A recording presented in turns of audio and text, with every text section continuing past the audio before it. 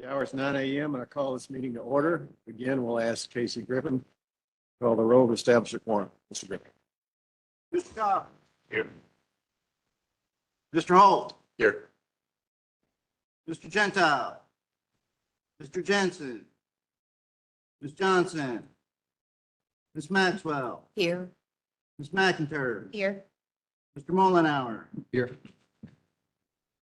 Ms. Sapp. Here. Mr. Well. Mr. Chairman. Here. Chairman, you got 8 ayes. Or 8 members present. I declare that a quorum is present and we're duly convened. Without objection, then, I request that Ms. Johnson, Mr. Jensen, and Mr. Wells be excused. Hearing no objection, they are excused. At this time, I certainly want to offer our sincere thanks to Dr. Jeff McCord and Dr. Guillermo Mendoza for an outstanding visit that we've had here at Northeast State. I don't think we could have asked for any better hospitality. Also, to be able to see all the great things that are going on in the state. Since 2015, the State Board has been having one meeting a year outside of Nashville. That's always a highlight for me, and I think the rest of the board members. They'll get out of Nashville and go to various institutions, community colleges, universities, and see the work that we're doing in K through 12 with the students, and to see how that too translates into higher ed, how we can work together.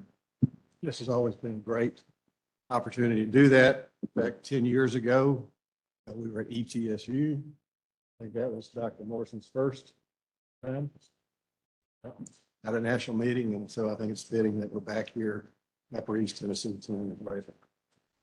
This time, I'd like to recognize Dr. McCord and make some remarks.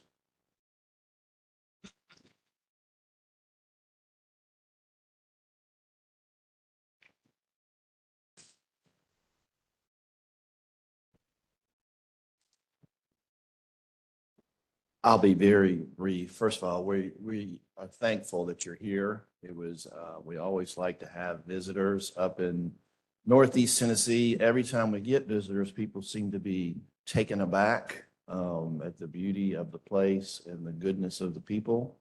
And that's true at the college as well. And so once again, thank you for coming and breaking some bread with us. And we do hope you come back. So, and thank you for the work you do as well. Thank you, sir. And since we are in the first congressional district, your representative is Ms. Chrissy McIntyre, who, for those who weren't here yesterday in our workshop, we mentioned that we had, in the morning, had visited her school, Sulphur Springs Elementary School, which is, she is the principal at, and that was an outstanding visit. I'll ask Ms. McIntyre to make some comments.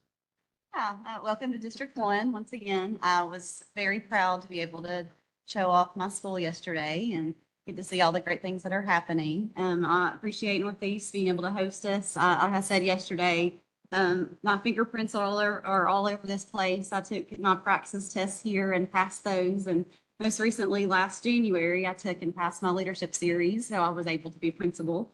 I've taken classes here. And most recently in September, my school participates in CTE and STEM learning. So we were here for the Northeast Tennessee STEM Innovation Hub. So we appreciate your continued support for that. This is home. I've been here all 40 years of my life. I went to Sullivan East High School and Milligan, and like I said, Northeast for some classes. So I'm just very proud to call District 1 my home and my forever home. I don't ever see myself leaving. So I'm excited for us to be here today.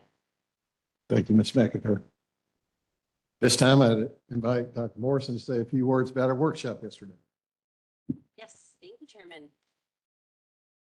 We had a really wonderful and full day yesterday. We started it at Chrissy's school, which was just such a delight to get to see her in her element and to see the students and the teachers just so on fire and so just really focused on the student learning and the culture, and your student ambassadors were so impressive. So please continue to tell all of your staff how much we enjoyed that visit and what a great start it was for our day yesterday. As Chairman Eby said, we came to Northeast State following our visit at Christie School and had another amazing tour of the facilities here, particularly the TEC building, Technical education. education complex was just really amazing. I mean, the breadth of programming that they're offering to students and community members under that roof was just impressive, from really advanced entertainment industry learning to welding to HVAC to aviation. All the students there were also just so focused and on fire, and you could see what a community hub that is for this area. So it was really fun to get to see and hear about the partnerships at work at Northeast State. We then had another full workshop, as we tend to do, and it was really a great discussion. Started with a district perspective from Knox County on how they're thinking about integrating AI into education and how they're really building out the ecosystem to have responsible and innovative growth in the AI space. That was Dr. John Reiswick and his team. And then we heard from Ms. Deborah Knoll at the Department of Education, another really exciting discussion about the Future Ready initiative that they are launching and the 4 pillars that support that work, and also the potential for a portal that could really pull all of that together in a way that would help students and counselors and families really think about and prepare and plan intentionally for student career development. We also heard from Ms. Brooke Amos at the Department of Education about teacher evaluation, a topic that is near to my heart and we have not talked, in my opinion, enough about over the years, but is another area where we really can continue to refine our practice as a state and support great instruction in our classrooms. And so that was a report on the things that she's learning from the group that was legislatively appointed to analyze teacher evaluation in Tennessee and make some recommendations on how we can refine it moving forward. Then we heard from Chairman Eby about his proposal around world languages and the modifications that he's made based on the collaborative and conversations we've been having over the last few months. And so had a really good discussion about that as well. And so it was a full day. We had dinner last night with our partners here at Northeast State and some other superintendents and legislators, and it was just a really great full day. Look forward to another good series of discussions this morning. Thank you. It was a full day, and I don't remember when you were listing all the things that we did here at Northeast State, if you mentioned cybersecurity or not. But I do want to mention that one. They have a world-class cybersecurity program here. We met the winners of the nation, basically, out of 10,000 people in a contest. This one individual we met yesterday finished like 95th, and this is not against community colleges. This is against the Rensselaer Polytechs, the Stanford universities. And we got to see some of the computers that they use and heard from it. And, I think that's something that Northeast State should definitely be proud of. I'd also like to today recognize a member of our staff, Ethan Moore, who is in his final year at law school. And Ethan has been an intern here for the state board, and we certainly wish him the best as he finishes law school and moving forward. Let's give Ethan a round of applause. I want to remind presenters to identify themselves by their title and position for the record when presenting. Also remind presenters not to use jargon. If you use acronyms, please explain what those acronyms are and to identify yourself. So with that, we will move on to the agenda. The first item on the agenda is our consent agenda. Everyone should have that in front of themselves. Is there a motion to accept the consent agenda as is? Vice Chair Cobbins moves. Is there a second? Second. Hour seconds. Any discussion? All in favor then for accepting the consent agenda signify by saying aye. Aye. Opposed? Motion carries. Next are our report items. First item is the State Board of Education member reports. As you know, each quarter we give an opportunity for board members to talk about some of the things that they've been doing since the last board meeting. I would say this has been one of the more active times because I know a lot of board members are active. So we'll start. Dr. Maxwell, you look like you're ready to report. I am. Thank you, Chairman Eby. It's been a great quarter. I'm just honored and privileged to be able to do what I've been able to attend this past quarter.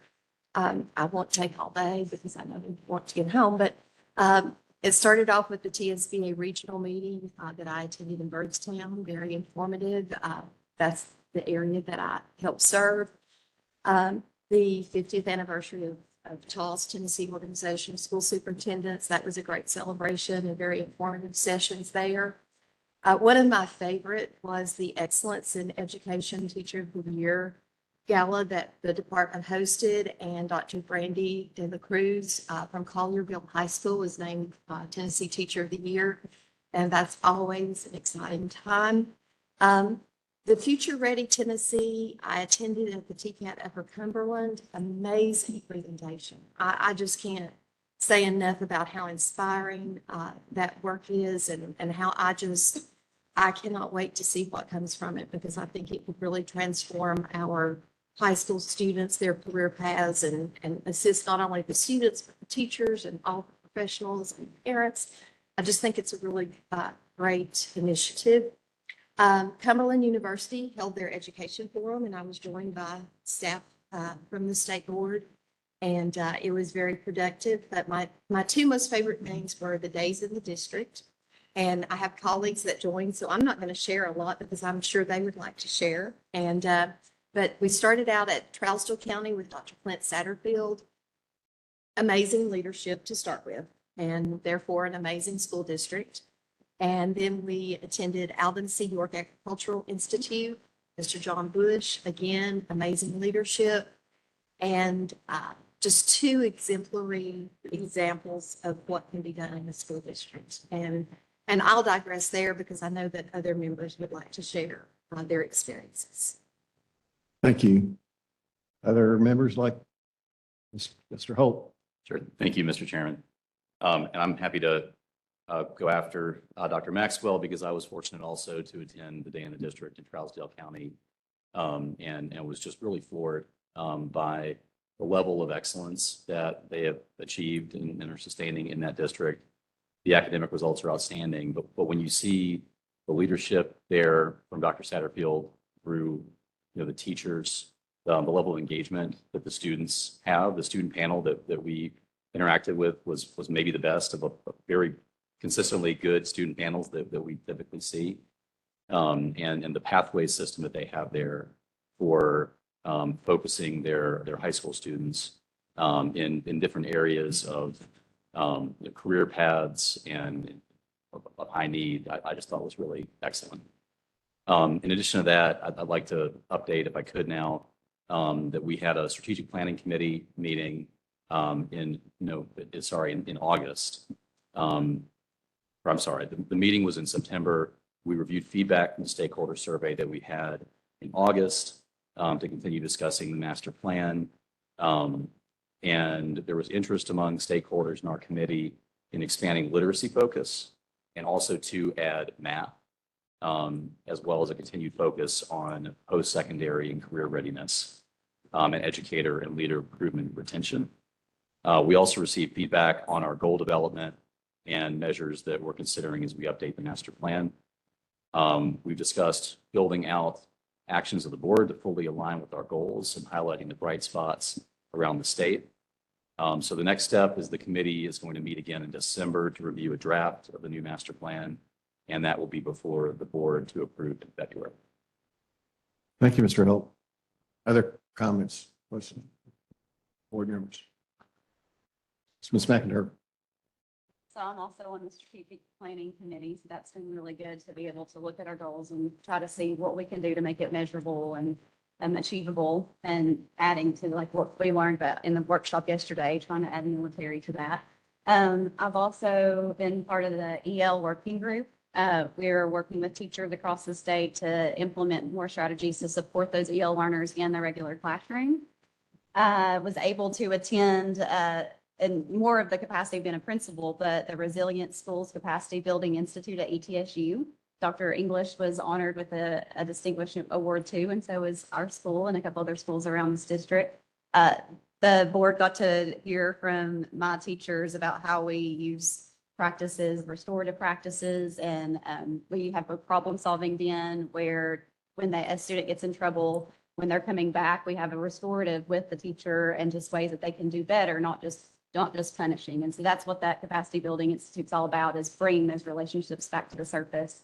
That probably the most exciting fall event on my calendar was being able to attend committee meetings for, and it's very long, Advisory Committee on Innovation in K-12 Education. We've been meeting once a month, and I think our last one is the first week of December. And the conversations, if you can ever go back and watch those videos, the conversations that lawmakers and Commissioner Reynolds and myself have had, we're coming up with the draft to suggest maybe some changes in legislature this spring. So that's been very exciting, and I feel like I've had a part in say in that. So I think that's all. Thank you, Ms. McIntyre. Other comments? Mr. Chair. Ms. Mullinaar? Thank you. I had also a chance to visit the Alvin New York Agricultural Institute, and there were two things that struck me very briefly. One is just the resilience of some of the students, hearing some of the stories, and hearing stories of their, not just their academic pursuits, but also their commitment to their families and to helping support their families. Even some of the high school students working to support their families and going to school. It just demonstrated in my mind the type of resilience and attitude that breeds success, and it made me proud of the students. And then secondly, one great way to measure leadership is always to ask their team members about what's over the horizon, to ask about their future. People who don't have a sense of where they're going, it's both a reflection of their own limitations or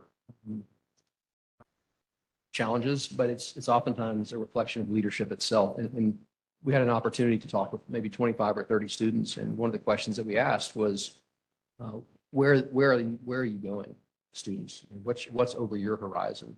What careers are you pursuing? What goals do you have in life? And it was just impressive to hear just how immediate the responses were from so many of the students, and how very specific their goals and pursuits were. And in my mind, that was a reflection of the leadership throughout the organization, not just Director Bush, but really his entire team. And I think the students really demonstrated that phenomenally well without realizing what they were doing. They were complementing the leadership that they were beneficiaries of. It also, I think, inspired me to, and we had some good conversations around topics like world languages and career and technical education. And I would just say that the students are not just stakeholders in these conversations that we're having, they're absolutely active participants. And we got some great feedback from students that day. Thank you, Mr. Chair. Thank you. Other comments? Vice Chair Cobbins? Thank you. Had the opportunity in September to attend the virtual meeting of the Educator Preparation Advisory Council, led by Dr. Erica Light and Mr. Michael Durline. And the crux of the conversation was around the scoring metrics for the Ed Prep report card. So a lot of great input and advice from those committee members and council members, and look forward to the final outcomes of that. Also had the opportunity to attend TSBA Fall District meeting in the western portion of the state in Arlington High School with Mr. Jensen and Ms. Allie Reed. And that was a great opportunity to interface with school board members from districts throughout the area and understand some of the priorities and legislative objectives of TSPA. Recently, this month, had the opportunity to attend a meeting with Governor Lee, with Chairman Eby and Director Morrison, and discuss a range of topics, which I'm sure they'll elaborate a little bit more on, but that was a very good meeting. And his Chief of Staff, Joseph Williams, that was a very good meeting and update for him from this body and for us to hear from him what his priorities are in this final as for the next 18 months or so.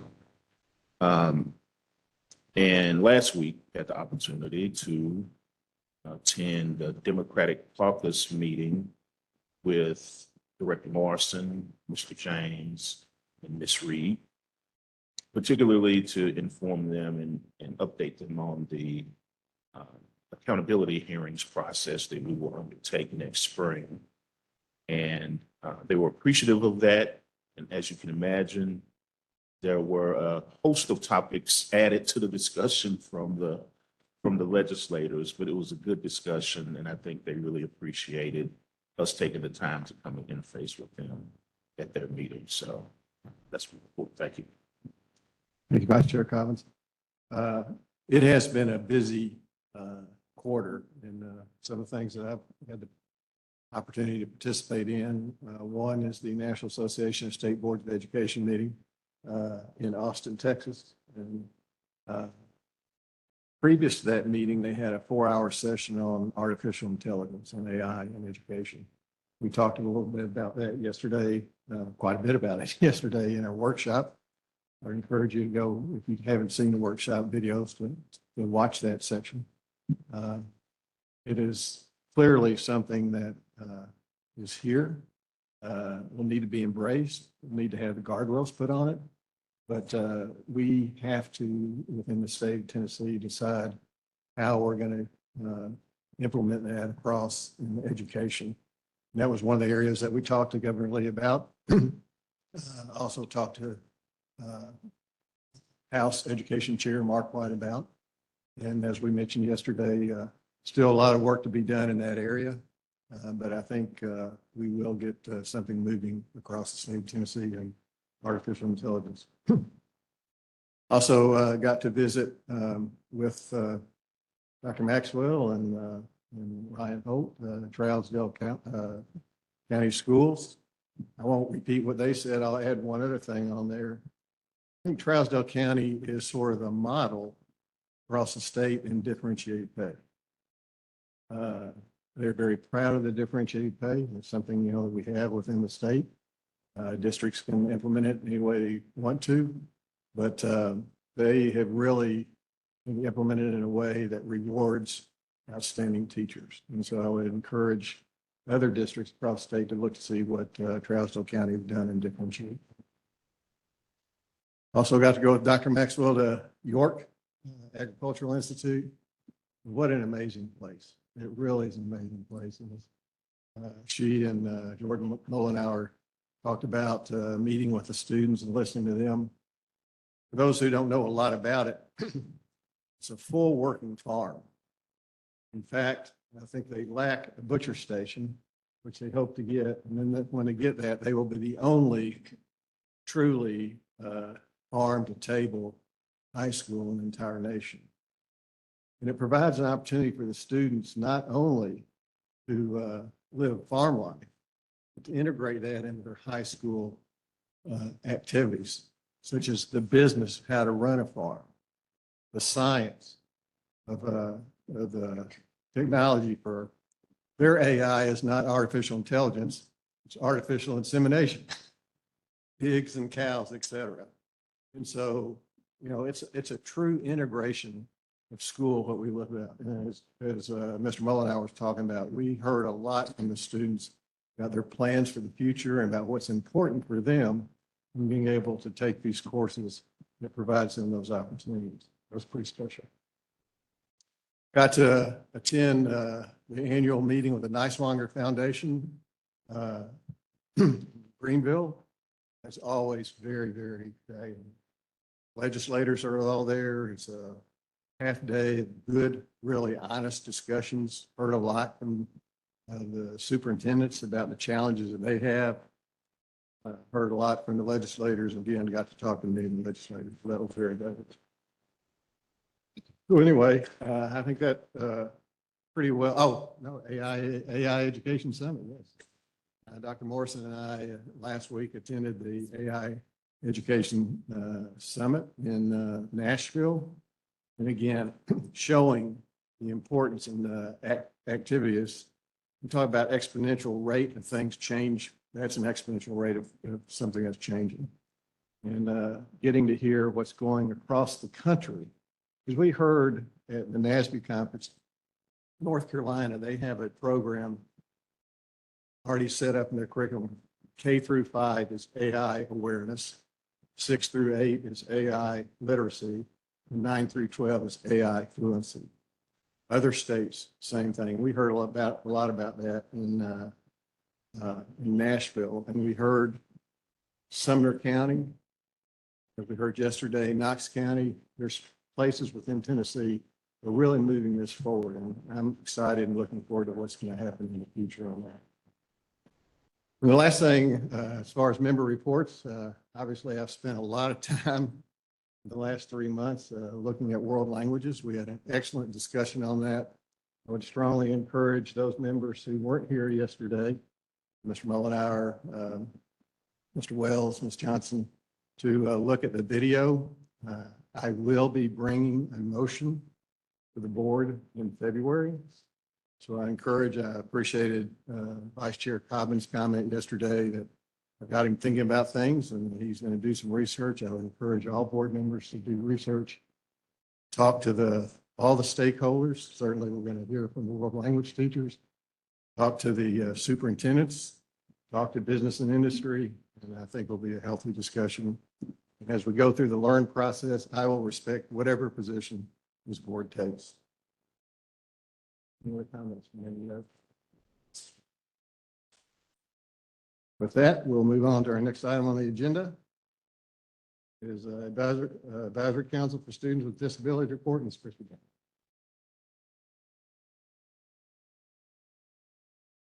Oh, Deferring to Ms. Taylor Reed to do that. Thank you very much. Good morning, Taylor Reed, Senior Director of Licensure for the department. Annually, the Advisory Council for Education of Students with Disabilities is mandated by state law to submit a report to the governor, the General Assembly, and the state board on the council's assessment of the progress made in special education by the state, its agencies and institutions, and its school districts during the preceding year. The Department of Education is responsible for overseeing the Advisory Council, which includes individuals with disabilities, parents of students with disabilities, representatives from other state agencies, and community representatives. The 2023-2024 report, which is presented to the board today, is based on the most recent annual performance reporting, or APR data. This data has been verified by local education authorities, LEAs, and was submitted to the Office of Special Education Programs, OSEP, on February 1st, 2025. Happy to answer any questions you might have regarding the contents of this report and work with the department's program experts for more detailed information. Thank you, Ms. Reed. Any questions for Ms. Reed?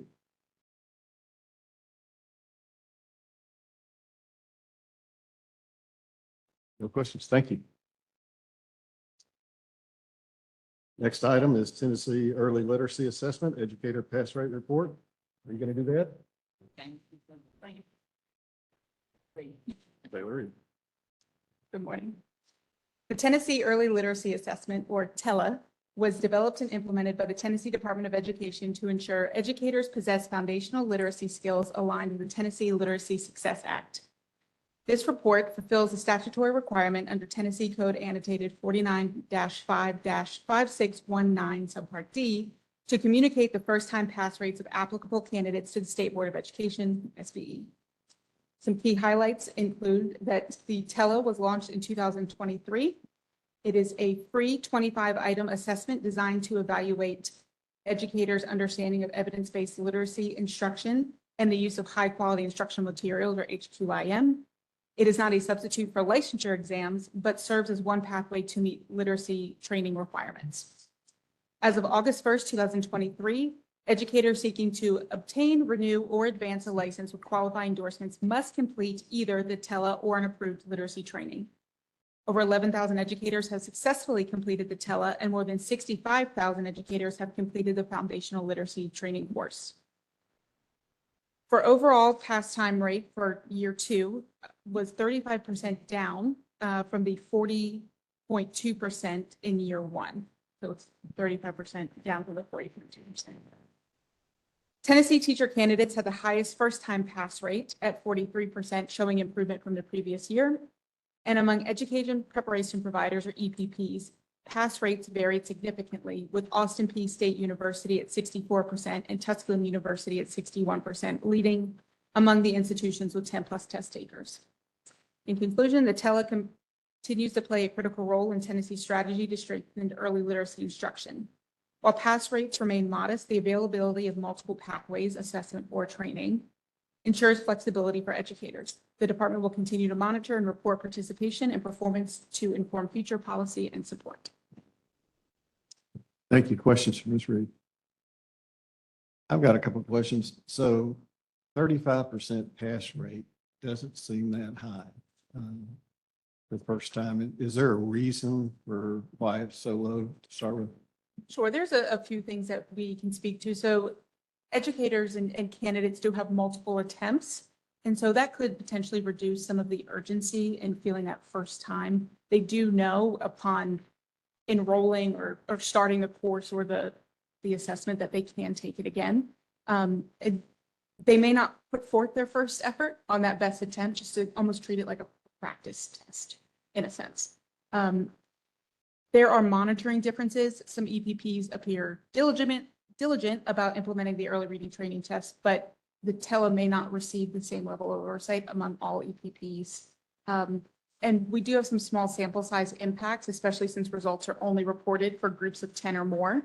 And so smaller cohorts mean that each failed attempt really skews the overall data.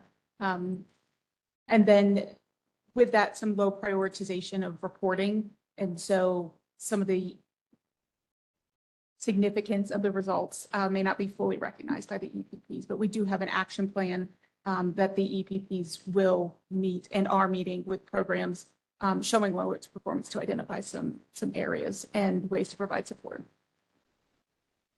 What is the ultimate pass rate? Is it 100% then or?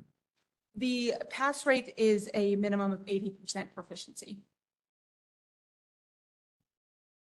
Ms. Brown? I want to add that this is also for candidates for licensure that must pass this assessment or the early reading module. So associated with that in order to be granted a license and also to renew a license. And that spans a broad number of endorsement types, license endorsement types that we have, including speakers. They must pass it. Good. All right, 100, so it's got to have 100% of the people that have a license have to pass it. They're going to get a license. With certain endorsements, yes, that it is required. However, we also, the department provides professional development points for completion of either the training course or the TELA. And so we do have educators who would not necessarily need the training for licensure purposes, but they do choose to utilize the pathway to achieve professional development points to renew their license. When you have to repeat tests, a 35% pass rate, you have to have 100%, you have to repeat tests. That takes time, it costs money, et cetera. I would encourage you to look and see what we can do, what needs to be done to get those rates up. Mr. Holt? Thank you, Mr. Chairman. I just had a similar question about the pass rate. If there's a goal the department has for what the pass rate should be, either on the first or repeat attempts. And then also, even the way I'm reading the data for repeat attempts with teachers who have a current license or renewing or advancing it, even under repeat attempts, it's only 60% pass. What are these teachers doing then after that? Like if they can't pass, they're taking the other pathway, the early reading training instead. Yes, if they are not successful on the TELA, they do have the option to take either the early reading training or the secondary literacy training. So we do see some educators who attempt the TELA and then they attempt early reading training and then they attempt secondary literacy training. And that's the progression of their pathway.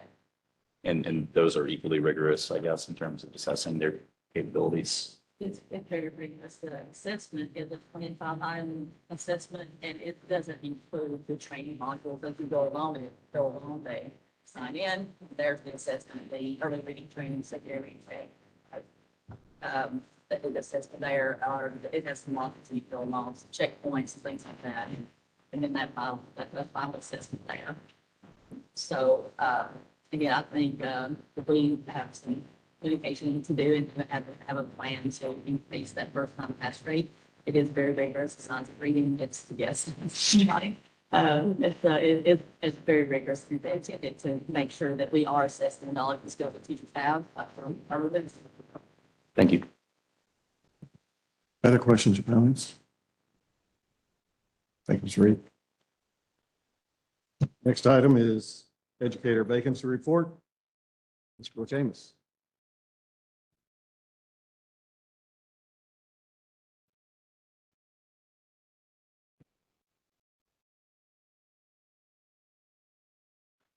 Good morning, Chairman Eby and members of the board. Brooke Davis, Assistant Commissioner of Human Capital with the department. Happy to be here today to speak on the 24-25 educator vacancy report. The State Board of Education's 22 to 25 master plan requires that the board review data provided by the department on the educator workforce shortages at least annually. And this data can help inform policy decisions as well as advanced planning by districts and educator preparation providers. A quick highlight from this report is that our educator vacancy rate has gone down over the last several years from 2.5% to 1.99% to 1.06%. This has been largely offset by the use of emergency credentials, however, not fully.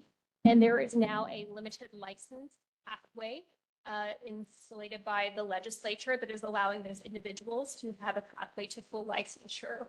This report has been shared in full by means of our annual PowerPoint presentation. This item is for informational purposes only. No action is required. However, I would be happy to take any questions at this time.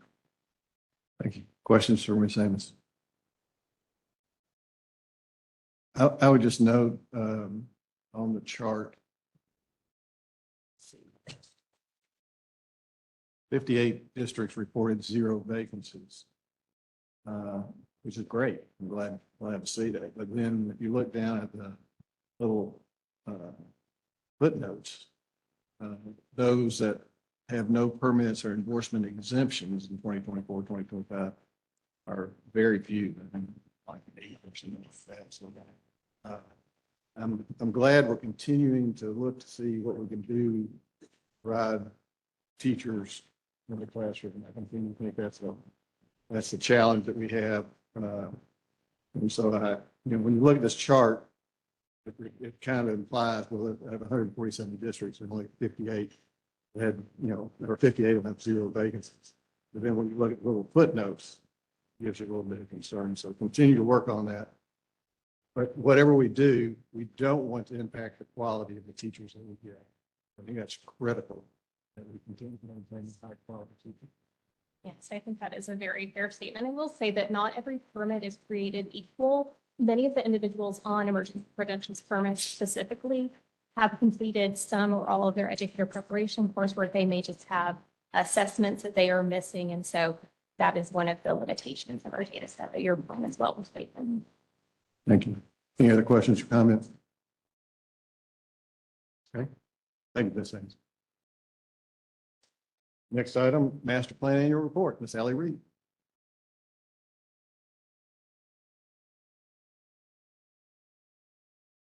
Good morning, Allie Reed, Chief of Strategy for the State Board. The 2025 Master Plan Report details this year's outcomes for each of the State Board's annual goals in the current master plan.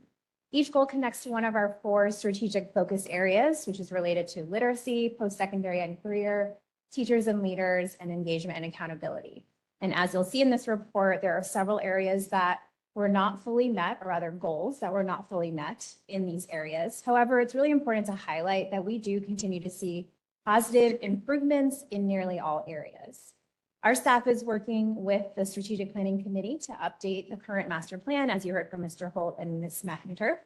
And some of the changes that will be before you in February are the direct result of outcomes that are reflected in this report. I'll also note that the state law charges the State Board with not only developing the master plan, but also funding recommendations for public education in our state.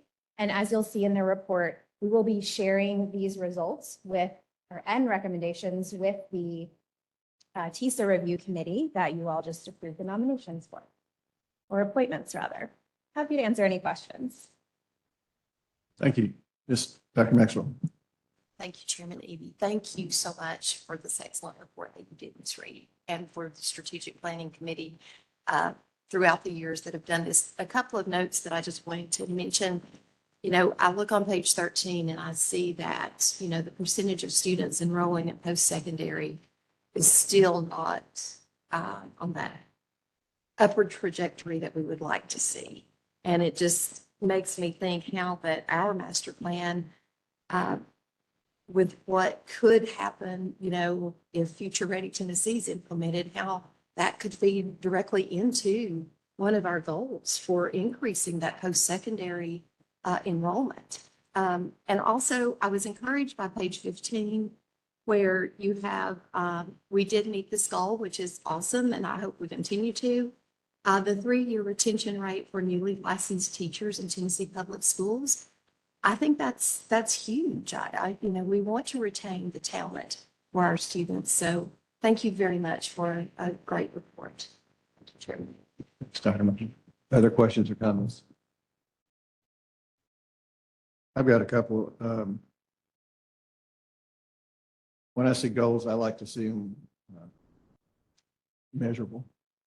And I look at the one on engagement and accountability. It says the state board will annually identify its rules and policies for review and update based on changes in law or opportunities to improve student outcomes as needed. And we do that. But I think about engagement, and I think about how in the last 2 years, how much more engaged this board is now than any time that I've been. So how about putting a goal in there or something, at least a measurable, how many of these meetings, how many of these outside engagement activities our board members participate in? I think that would be interesting to perhaps see, because we spend a lot of time out outside and that's important. Let's see about adding that. Absolutely. The other thing is just a general comment. This is relative to TDOE and the THEC. THEC's not here today. I continue to want to be sure that our master plan, your strategic plan, maybe that's now your future ready plan. I don't know if that's it or not. And THEC's strategic plan, that they're well integrated together. But I think that's critical, again, so we don't silo ourselves. As we look at P20, as we look at the, you know, preparing students for post-secondary success, let's work together and putting in a strategic plan. For the next 18 months, I would really like to see groups together. And we talked to Stephen Gentile about it. I know he's excited about doing that. We're going to be TDA too. Thank you. Any other comments or questions? Thank you, Ms. Reed. Next item are the Tennessee licensure actions. The educator licensure discipline actions are arranged as a consent agenda. If any member wishes to object to a case, please let me know and it'll be heard and considered separately immediately following the vote on the consent agenda. Does any member wish to object to any items on the consent agenda for the license discipline? If none, can I have a motion and a second then to accept these license discipline actions on a consent agenda? Vice Chair Collins moves. Is there a second? Mr. Chair, second. Mr. Mullenhour seconds. This requires a roll call. Mr. Griffin, please call the roll. Mr. Cobb. Roll. Aye. Mr. Jensen. Ms. Johnson. Ms. Maxwell. Ms. McIntyre. Aye. Mr. Mullenhour. Aye. Ms. Sapp. Aye. Mr. Wells. Mr. Chairman. Aye. Mr. Chairman, you have 6 items. Motion passes then. Thank you. Next item are our license discipline settlement approvals. And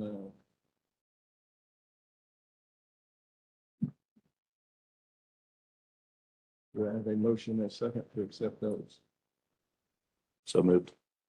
Mr. Holt moves. Is there a second? Second. Ms. McIntyre seconds. Any discussion? Mr. Griffin, please call the roll. Mr. Cobb. Mr. Holt. Aye. Mr. Jensen. Johnson. Ms. Maxwell. Ms. McIntyre. Aye. Mr. Mullenhour. Aye. Ms. Sapp. Mr. Wells. Mr. Chairman. Here. For us, that's all. Well, I thought we had to get consent agreed and go to seven.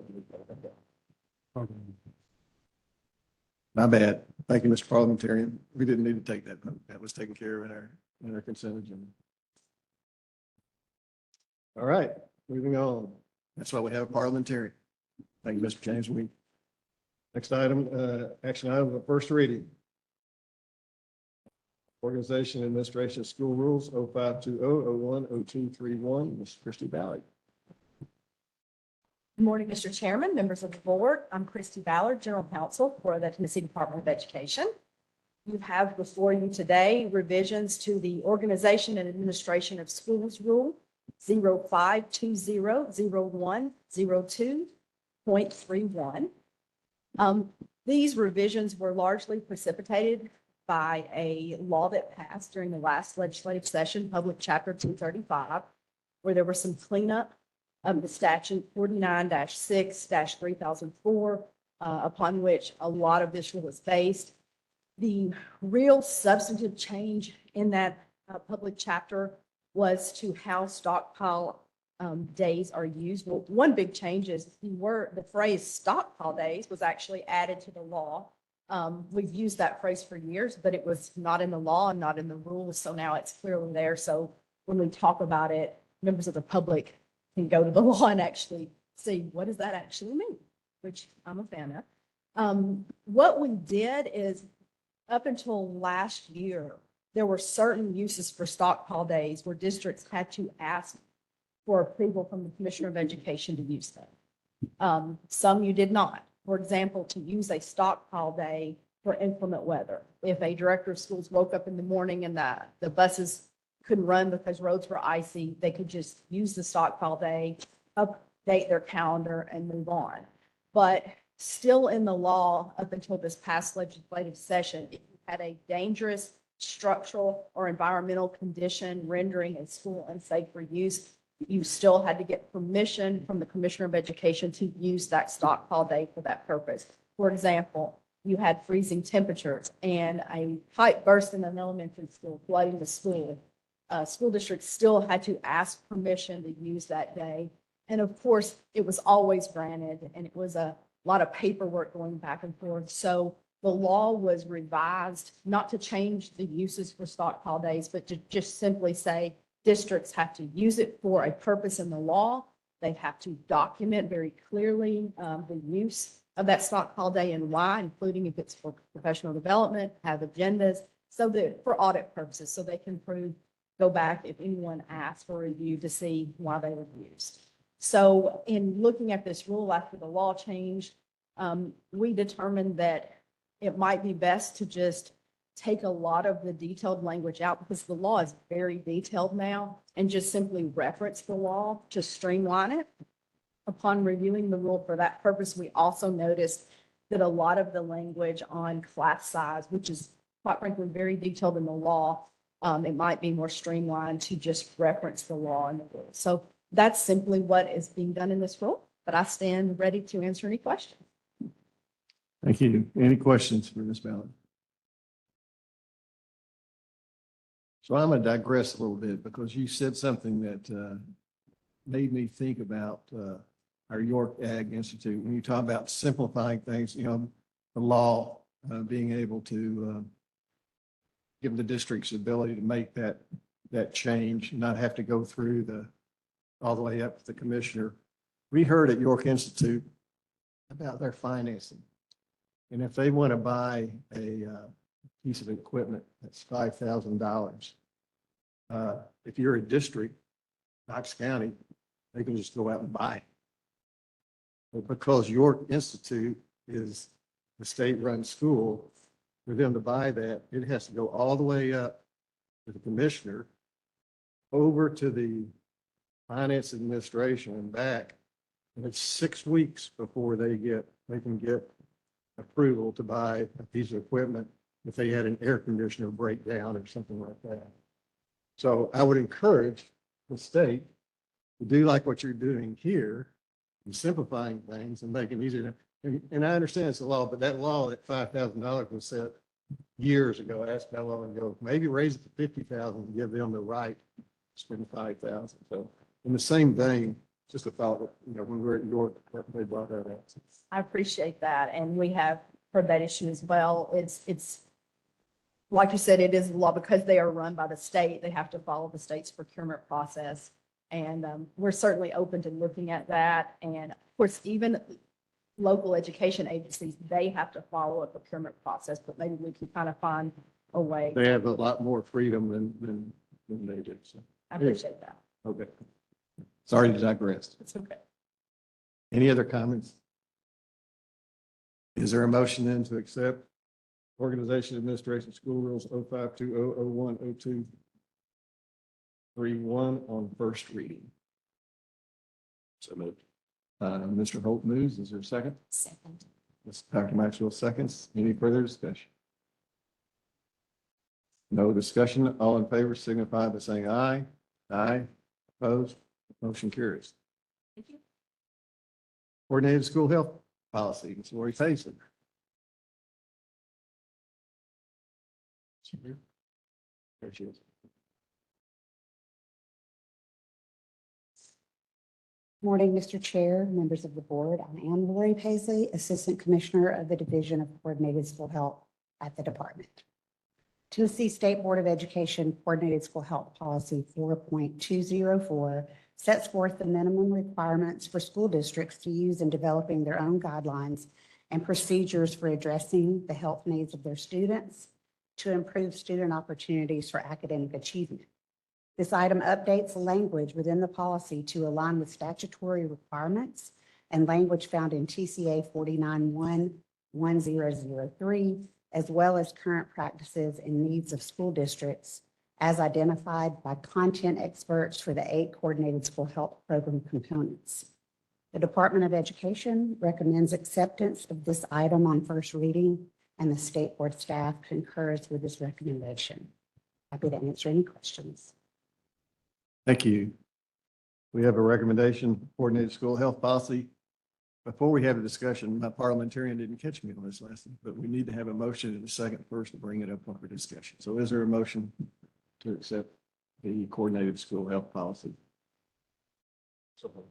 Vice Chair Collins moves. Is there a second? Second. Ms. McIntyre seconds. Now, any questions or discussion on this? I would just say that I was not aware that the health policy had activities for the staff, et cetera. I think that's awesome. Thank you. Well, staff wellness is one of the 8 components of coordinated school health, and we believe our staff are role models for our students. Excellent. Very good. So we have a motion and a second on coordinated school health policy 4204. First reading, all in favor signify by saying aye. Aye. Opposed? Motion carries. Thank you. Next item, health education standards, Tennessee Lifetime Wellness Standards. Ms. Lori Paisley. I am still Lori Hazel, Assistant Commissioner of Coordinated School Health Division. Thank you, Mr. Chairman. Chapter 224 of the Public Acts of 2025, Public Chapter 224, now codified in TCA 49.6.1304, amended TCA 49.6.1304A to require family life curriculum to provide instruction and evidence regarding the positive personal and societal outcomes associated with the success sequence, defined as a method by which a person completes the following in sequence: obtains a high school diploma, enters the workforce or pursues a post-secondary degree or credential, enters into marriage, and has children. Public Chapter 224 takes effect on July 1st, 2026, and applies to the 2026-27 school year and each school year thereafter. This item proposes a new standard for the 2026-27 school year to ensure that students are instructed on the success sequence in accordance with Public Chapter 224. Additionally, Chapter 164 of the Public Acts of 2025, Public Chapter 164, now codified in TCA 49.6.1304, amended TCA 49.6.1304A to require family life curriculum to educate students in grades 9 through 12 on the state's safe haven law, which allows mothers of newborns to surrender unharmed babies to designated facilities within 45 days of birth without fear of being prosecuted.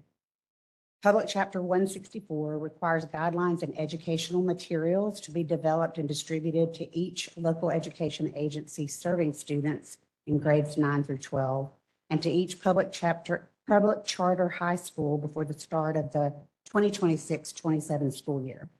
This item proposes a new standard for the 2026-2027 school year to ensure that students are instructed in the safe haven law in accordance with Public Chapter 164.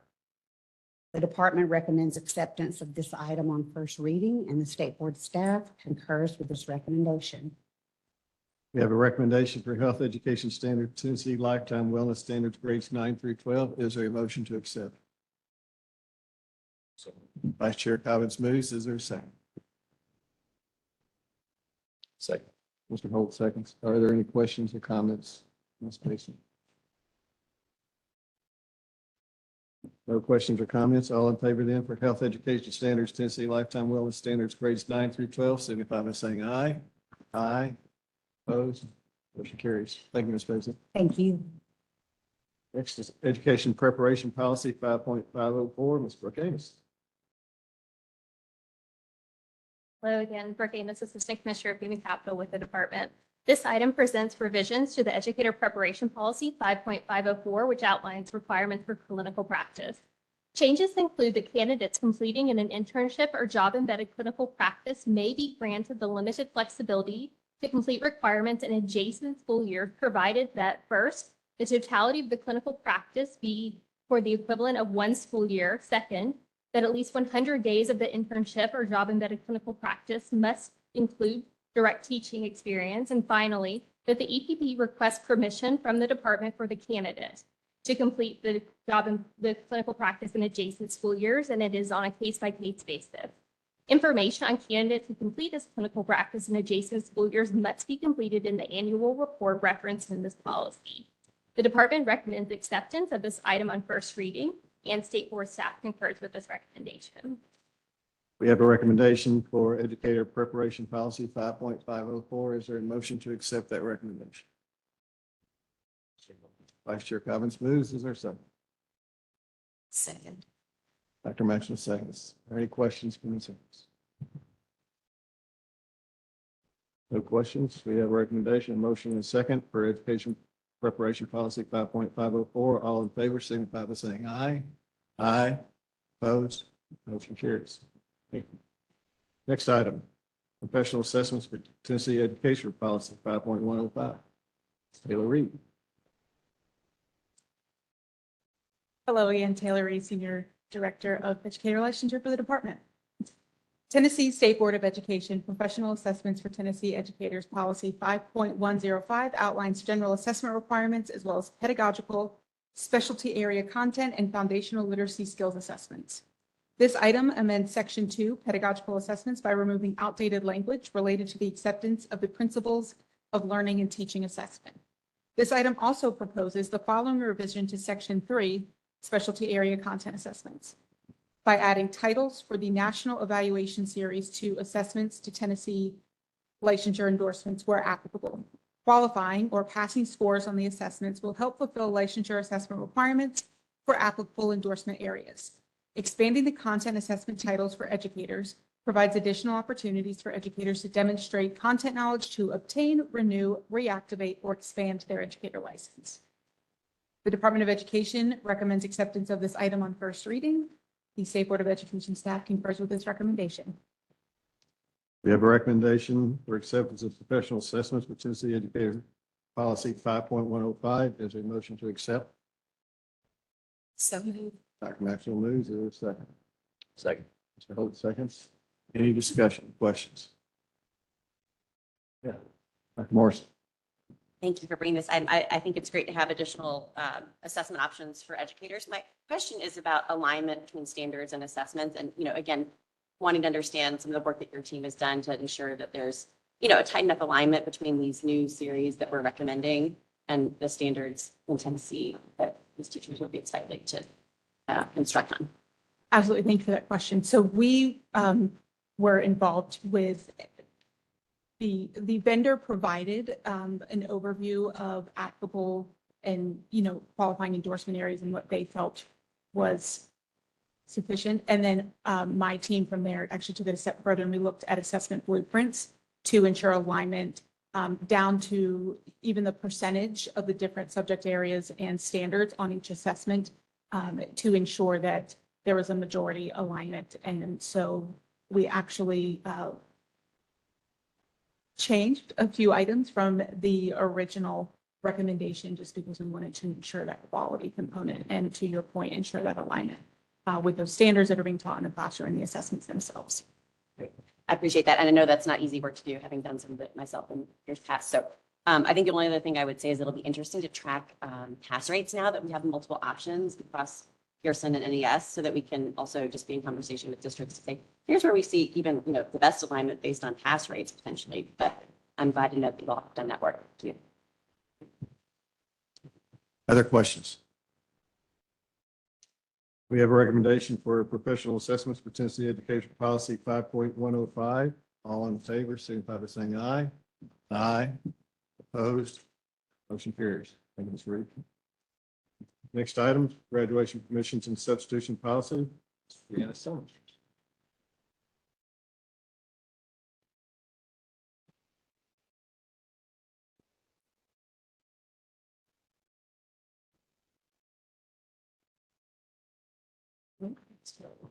Okay. Good morning, Chair EBM members. Brianna Summers, Director of Policy and Academics at the Tennessee State Board of Education. Before you, I have revisions on first reading for the graduation and now permissions and substitutions policy.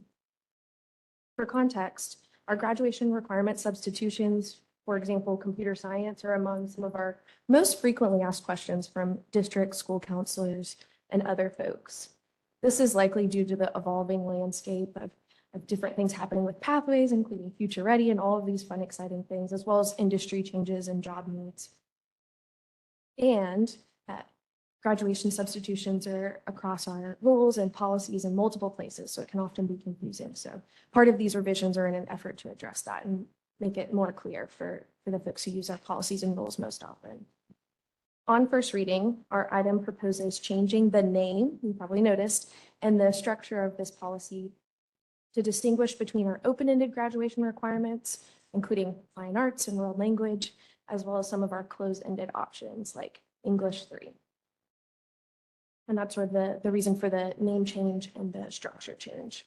We also wanted, in the spirit of Future Ready, we wanted to make sure that students' interests and career options are centered to the substitution. We don't want them to be just random acts of substitution, but really intentionally aligned to their career. So we've tied the high school and beyond plan and the elective focus to future substitution decisions. Next, based on the questions we received from districts and schools, we wanted to be really clear about what are the substitution options, both on the course availability and the things that can be substituted for it, and just really tightening up that language to hopefully prevent future questions and make it really clear for folks. Finally, we haven't revised this policy in a while, so we just took a really close look at sort of editing and refinement to make sure that it's efficient and clear. I'm happy to take any questions that you have. Thank you. We have a recommendation for graduation permission and substitution policies 3.103. Is there a motion to accept? Vice Chair Collins moves. Is there a second? Second. Mr. Holt seconds. Questions from Ms. Summers?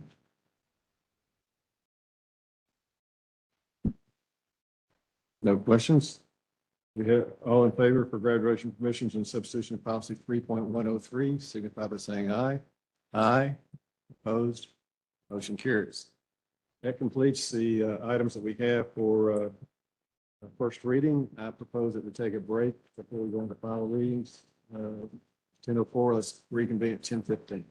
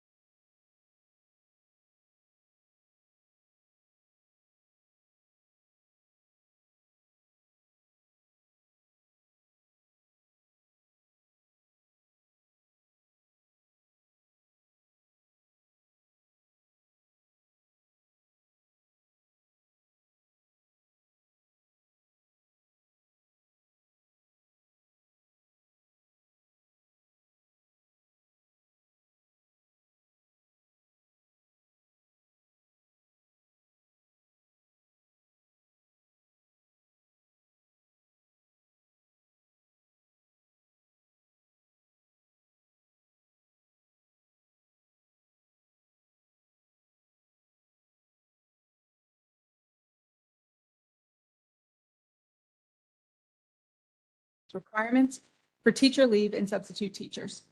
Chapters 296 and 235 of the Public Acts of 2025 increases from 20 to 30 days the maximum number of consecutive days a substitute teacher may substitute for a regular teacher on leave without having to possess a teaching license or permit. This item updates language within the rule to cross-reference requirements set in law. This is done to minimize the need for future revisions to the rule as potential legislative amendments occur while continuing to meet statutory requirements. State Board staff held a rulemaking hearing to collect public feedback and did not receive any public comments. There are no changes between first and final readings. The department recommends approval of this item on final reading, and the State Board staff concurs with this recommendation. And with that, I'm happy to answer your questions. We have a recommendation for leave for Teachers Rule 0520, 01, 02, 04. Is there a motion to accept on final reading? So moved. Mr. Holt moves. Is there a second?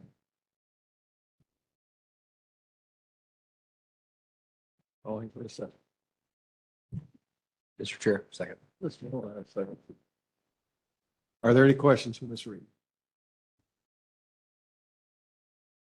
As this is a rule, it will require a roll call vote. So we have a recommendation. We have a motion and a second for leave for Teachers Rule 0520, 01, 02, 04.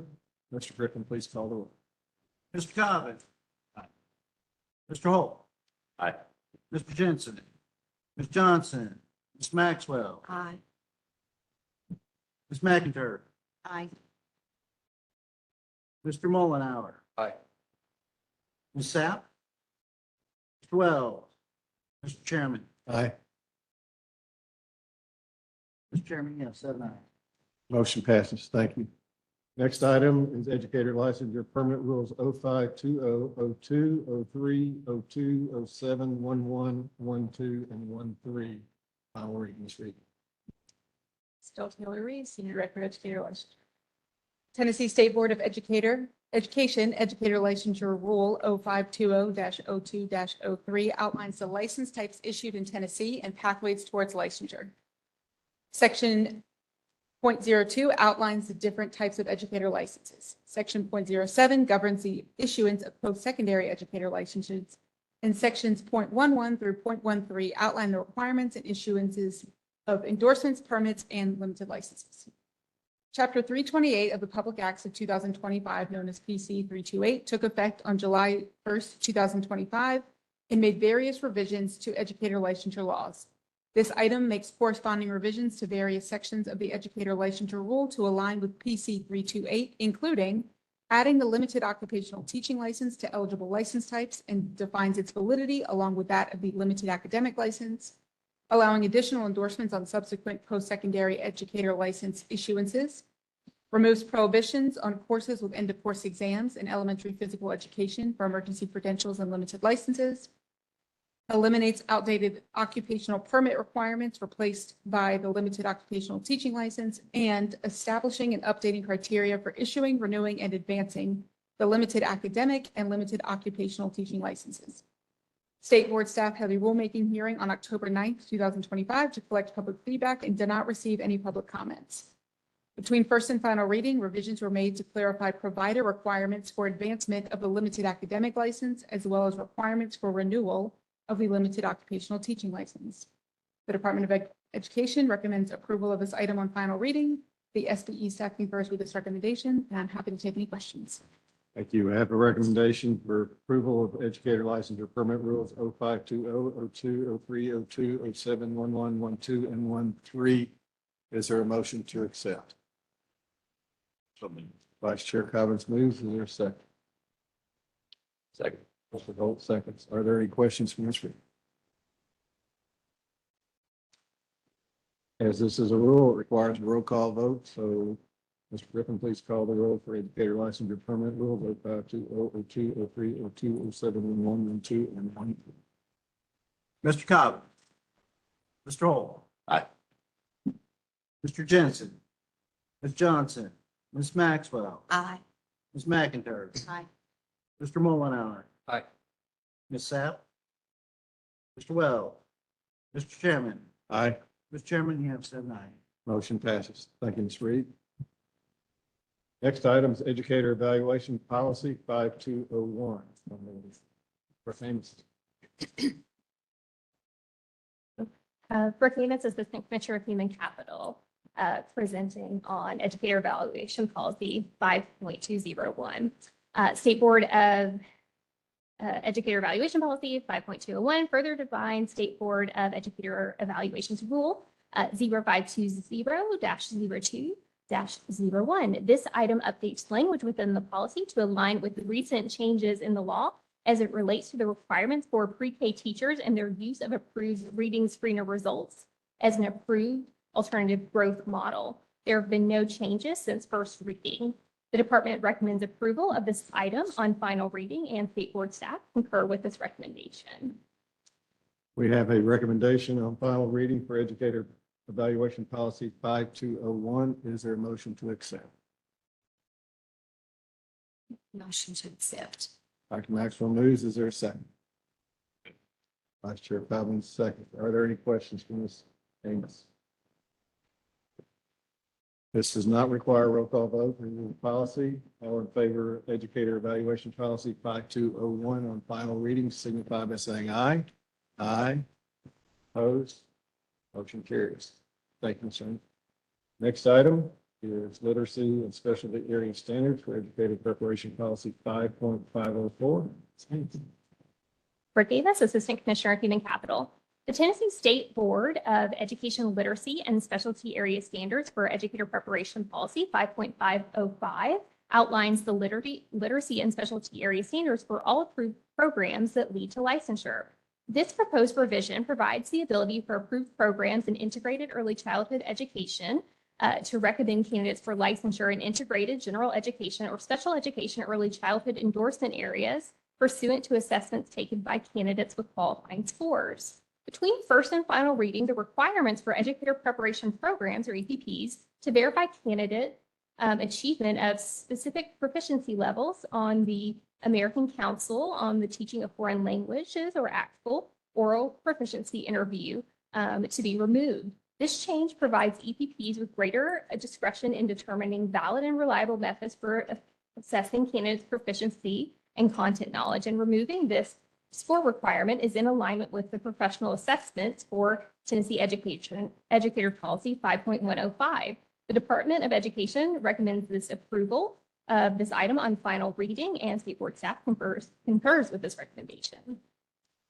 We have a recommendation for literacy and specialty area standards for educator preparation policy 5.505. Is there a motion to accept on final reading? So moved. Vice Chair moves. And Second. Mr. Holt seconds. Are there any questions for Ms. Ames? No questions. All in favor then for accepting literacy and specialty area standards for educator preparation policy 5.505 on final reading, signify by saying aye.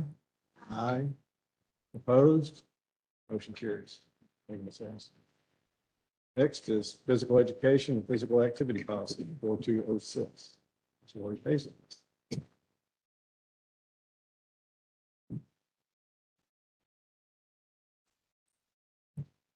Thank you, Mr. Chair. I'm Lori Paisley, Assistant Commissioner of the Coordinated School Health Division, the department. This item updates language within the physical education and physical activity policy to align with state law and policy.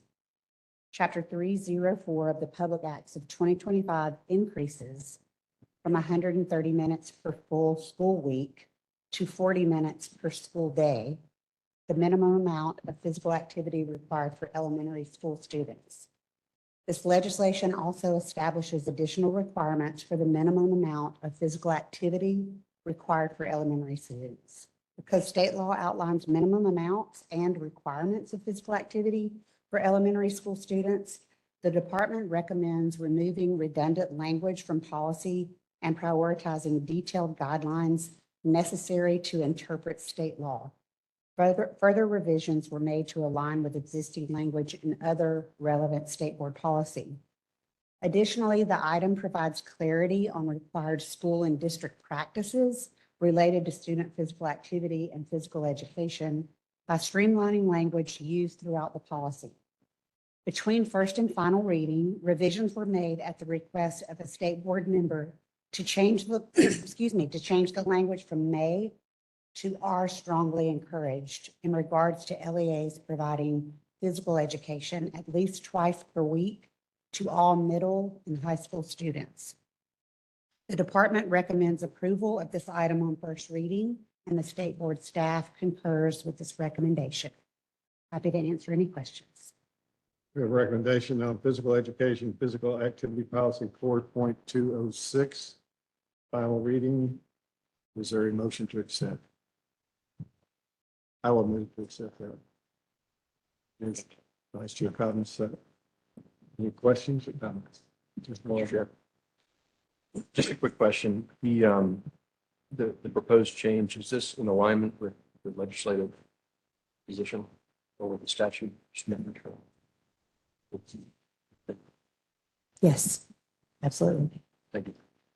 Dr. Moulton? Yes, it's just a quick question for Ms. Paisley. We've heard from some of the staff at Christie School yesterday that while they support this, it's been a challenge to implement it in terms of the time. What are you hearing statewide about sort of how implementation of this new requirement is going? I've also heard it's a challenge. As this described, it was already an existing law, but it increased the amount of minutes. And so that's always a scheduling challenge for elementary school principals. And actually yesterday, I too went on some visits at Kingsport City Schools, and I visited a middle school where they have 20 minutes for each grade of physical activity every day. And then I visited an elementary school where they also are in compliance, and the teachers really like it and gave a lot of positive comments. So I think it varies, but I think it was a shock to add additional minutes, and how are we going to get that in the schedule? But we're hearing what a lot of the research says is that students are more attentive and can focus more. But again, it is a scheduling challenge to get that in during the school day. Thank you. I mean, small sample size coming from my personal experience, but I have a lot of first grade boys in my life who are very happy about this. And I do think, I sympathize with the challenge to get that in. I'm hopeful that over the next year, people will find a way to make it work and see the benefits. And I do really believe in having that extra activity time for students, especially in the early grades. And I would think it would have been focused, but interested to track with you, how implementation goes a bit next year. Appreciate that. And we do get compliance reporting into my office, and we check that out, and we really like to share best practices and success stories on how they're able to implement it. But the success story that I heard yesterday, we like to share those out. So love hearing you share one of those today. Ms. McIntyre? Concern that was brought to me, the speech teachers and EL teachers, OTs, they're having difficulty because of this. They can only pull at certain times, and this is one of those times they cannot pull their students. And so they're pulling more and more from social studies and science, especially if it's not tested. So it's one of those where, what is the most important? And we've been talking about how civics education is not being taught as strongly, and the standards aren't. So if we want one, we've got to pull from the other one. So it's just one of those concerns that I was trying to find out. Yes. And as you know, there's only so many hours in the day, but I will, on that note, I spoke with the principal of Andrew Johnson Elementary a lot yesterday about this, and he talked about how it was a challenge, and they were looking. I'm also an advocate for the amount of time that students have to eat lunch, but I won't talk about that today. But he talked about how he was really looking at that, and he moved some of the lunch tables out of the cafeteria, which school nutrition is one of my programs. And they thought that that would give more space and room to get more students in for that time factor that you brought up. And the fire marshal said you can't do that. And so I think we don't realize some of those challenges. And I'm a special educator, so I really appreciate you bringing up speech and OT. But I think you made a great point. It's hard to balance. How do you fit that in through the day? So I appreciate you sharing that with me today. Other questions or comments? Good discussion. We have a recommendation for physical education, physical activity policy 4.206 on final reading. All in favor signify by saying aye. Aye. Opposed? Motion carries. Thank you, Ms. President. Thank you. Next, career and technical education standards, Ms. Gabrielle.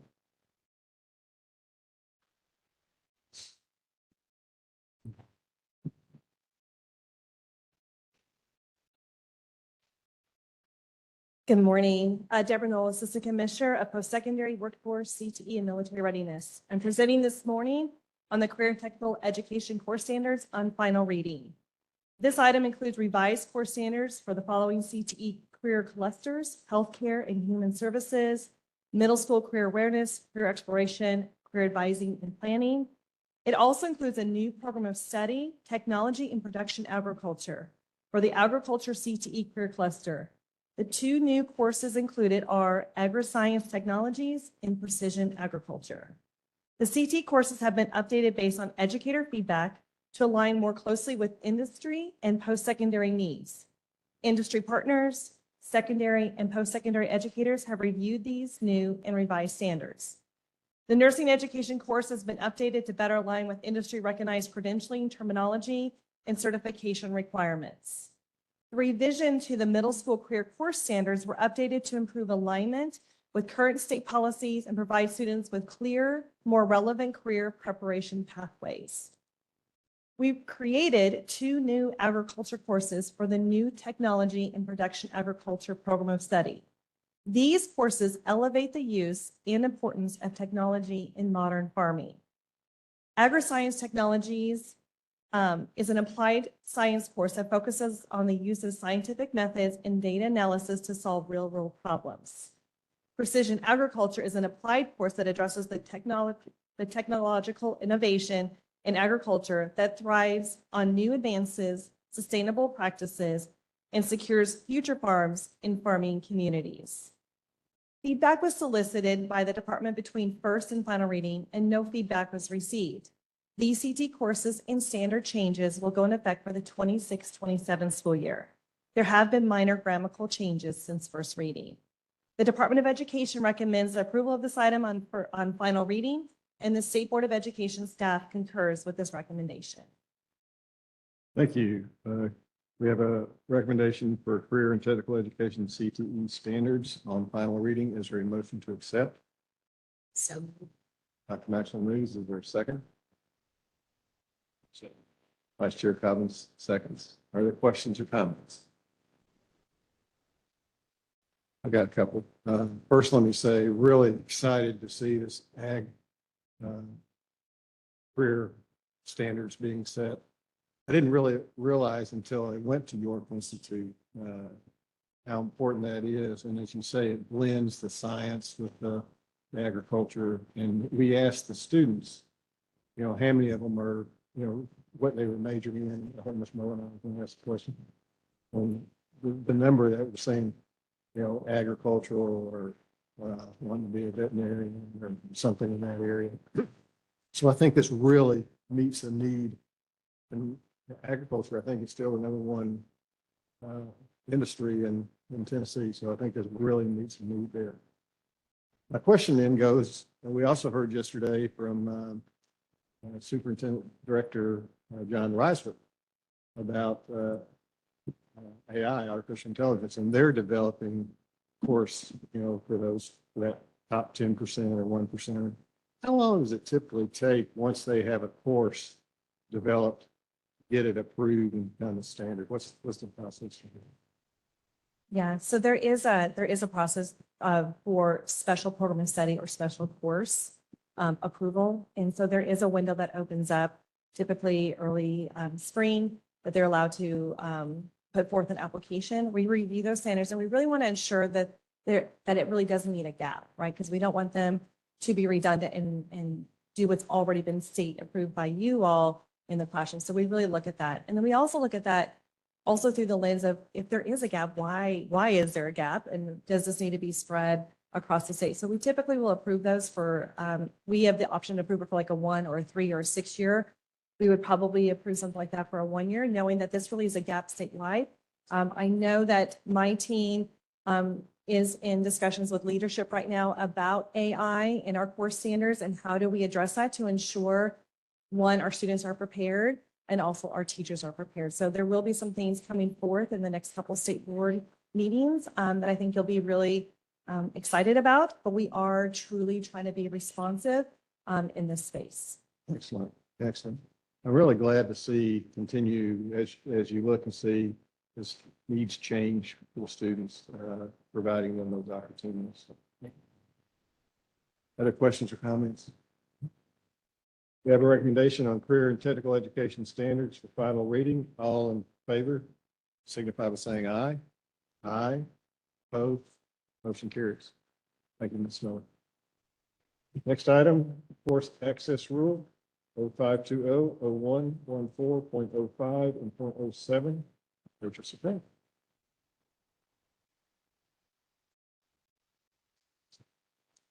Good morning, Chairman Eby and members of the board. My name is Rachel Supe, General Counsel for the State Board of Education. The Course Access Program Rule 0520-01-14 effectuates the Course Access Program set forth in TCA 49-18-101 through 110. Chapter 235 of the Public Acts of 2025 repealed from statute certain program reporting requirements due to minimal district interest in the program over the last few years. First, it removed the requirement that the Tennessee Department of Education post on its website a link to the Course Access Program catalog and repealed the following requirements. Number one, that the department make the following information publicly available. Number one, the requirement, the number of students participating in the Course Access Program and the total number of courses in which students are enrolled. Number two, the number of approved course providers. Number three, the number of approved courses and the number of students enrolled in each course. Fourth, the number of courses available by subject and grade level. Fifth, the number of students enrolled in the courses by subject and grade level. And finally, student outcome data, including course completion rates and other approved measures. Accordingly, this item proposes removing the corresponding language from the rule. State Board staff held a rulemaking hearing between first and final reading, and no public comments were submitted. In addition, no revisions were made to the rule between first and final reading. I'm happy to answer any questions about these revisions. Thank you. We have a recommendation for course access rule 0520, 01, 14.05, and .07 on final reading. Is there a motion to accept? So Vice Chair Collins moves. Is there a second?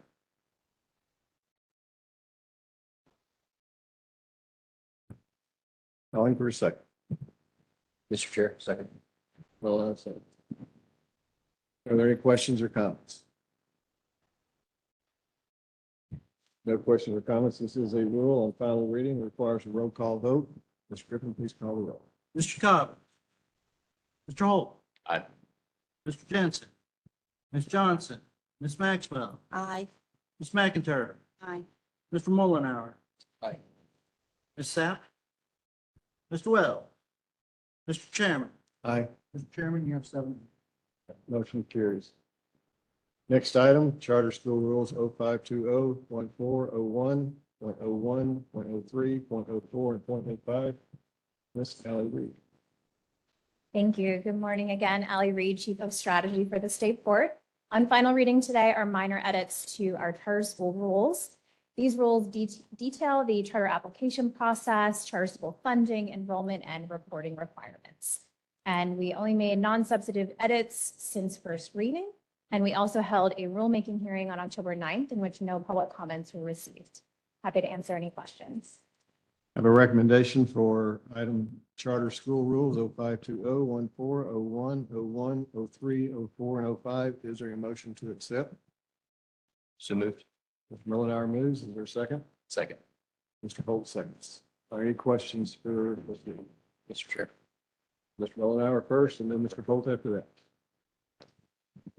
I just had a couple of questions, Ally. So as I was reading through this, there's been an introduction of the specific term initial, completed initial application. And there's a couple of instances in which it was not introduced, and I just want to make sure that there's not confusion to be created. So under section 1N, for example, we're proposing to add the edit sponsors complete application. Again, the word initial being omitted in that instance. And then again in section O or subsection O, where it says authorizer shall review all complete. And again, the word initial not being there, applications. Is there an intent behind it being, the word initial being used in some instances and not being used in others? Yeah, I'm gonna turn this over to our general counsel.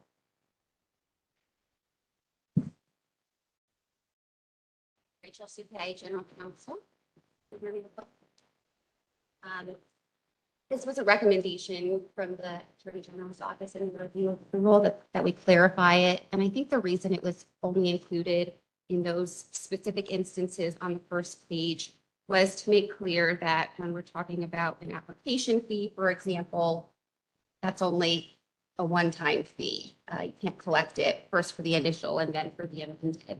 So I believe it was intentional in trying to call out the references to application where we wanted to be very, very specific, that it was not referring to an amended application, but we can certainly make an update to clarify throughout whether we're referring to an initial application or an amended, to make that even clearer.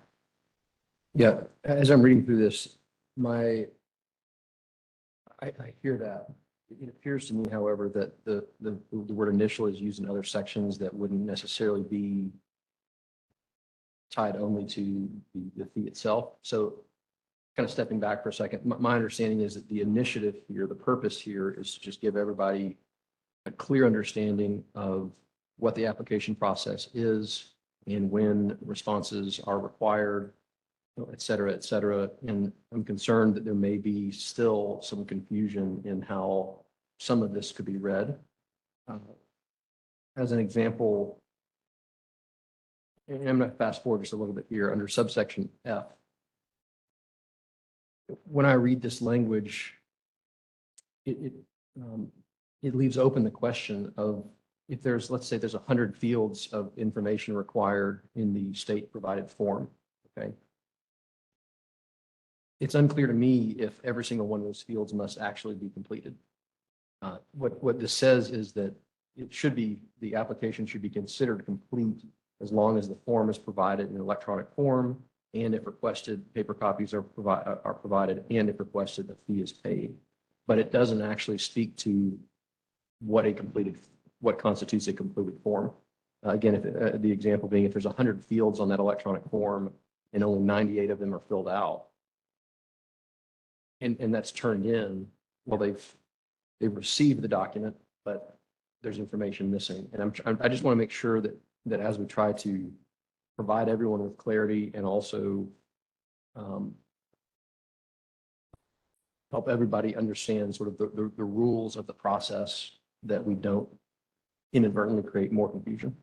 If I may speak to that. So in section F, that is intentional, that we're not naming you need every single section completed. That was part of the process previously and created a lot of confusion and struggle between the applicant and authorizer in debating what they needed to complete or didn't need to complete, as they didn't always see eye to eye. It also took significant time on the authorizer's side to review that as soon as they received it to determine if it was complete. There was a lot of back and forth. So we did intentionally eliminate that. And that is, going back to your original question, the purpose of having an initial and an amended round. So authorizers know that if there is something, a question or two, or an attachment that they think needed to have been submitted, they can ask about that as part of the capacity interview that they're required to conduct. Or if it's so significant, they could deny on the initial rounds and give that applicant an opportunity to respond to that as part of the amended round. I see. So to say back what I'm understanding you to say, they could fill out, in the example I gave, if there's 100 fields on the form, they could fill out 3 fields on the form. Yep.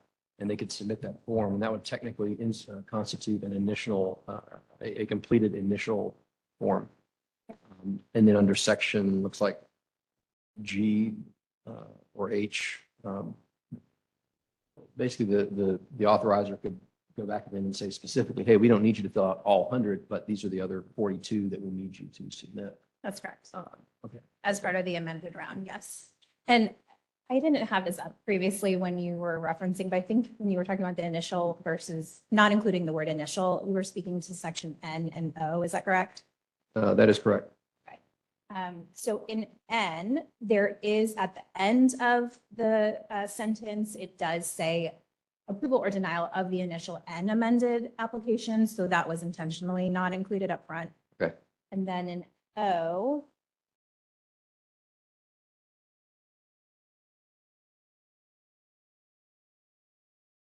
I think you could go either way about including it because you're going to review both the initial and the amended application. It wouldn't just be one or the other.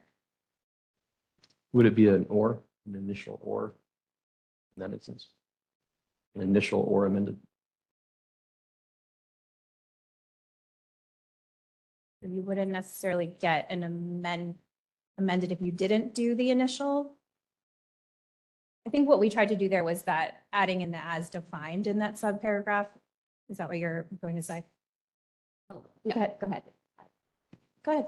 I was going to say, I will certainly defer to our parliamentarian, Mr. James, but if you would like to direct that we clarify, since it's still on final rule, we can go back and look at any of the instances where we're not as specific as we should be in terms of which application we're referring to, and we can add in either initial or amended or initial or amended before we file it, if that would be your recommendation. I think my inquiries have been satisfied. I mean, I understand now better the mechanics, and I would hesitate to introduce another nut or bolt in that machine without some careful forethought. So I'm going to defer to the work that you two have done and just trust that we put all the nuts and bolts and screws in the right places. So thank you. Mr. Holt. Thank you, Mr. Chairman. And I'll just add to that, I'm grateful for Mr. Mollenhauer for his careful review of it. I worked with Ms. Reed and Ms. Supay after the first reading, and for better or worse, I think have introduced some of these concepts of the defined initial and amended applications. I do like the way that those are both defined terms now, the initial application, the amended application. I think they're used consistently. I think the term application includes, we don't say this explicitly, but it's an amended or an initial. But the universe of applications are the initial application plus the amended application. So if we just say application, we're referring to both of those or either of those. So pivoting, at the last meeting, Mr. Jensen brought up the state of the vacant and underutilized property that districts have, and reporting out on that, and how the reports show some instances a significant amount of vacant and underutilized property. And we talked about having a task force that would look at that. And since then, I think I have sort of fallen off in moving that forward, but I just want to here today say I do think that's important and do think that we should move forward on that.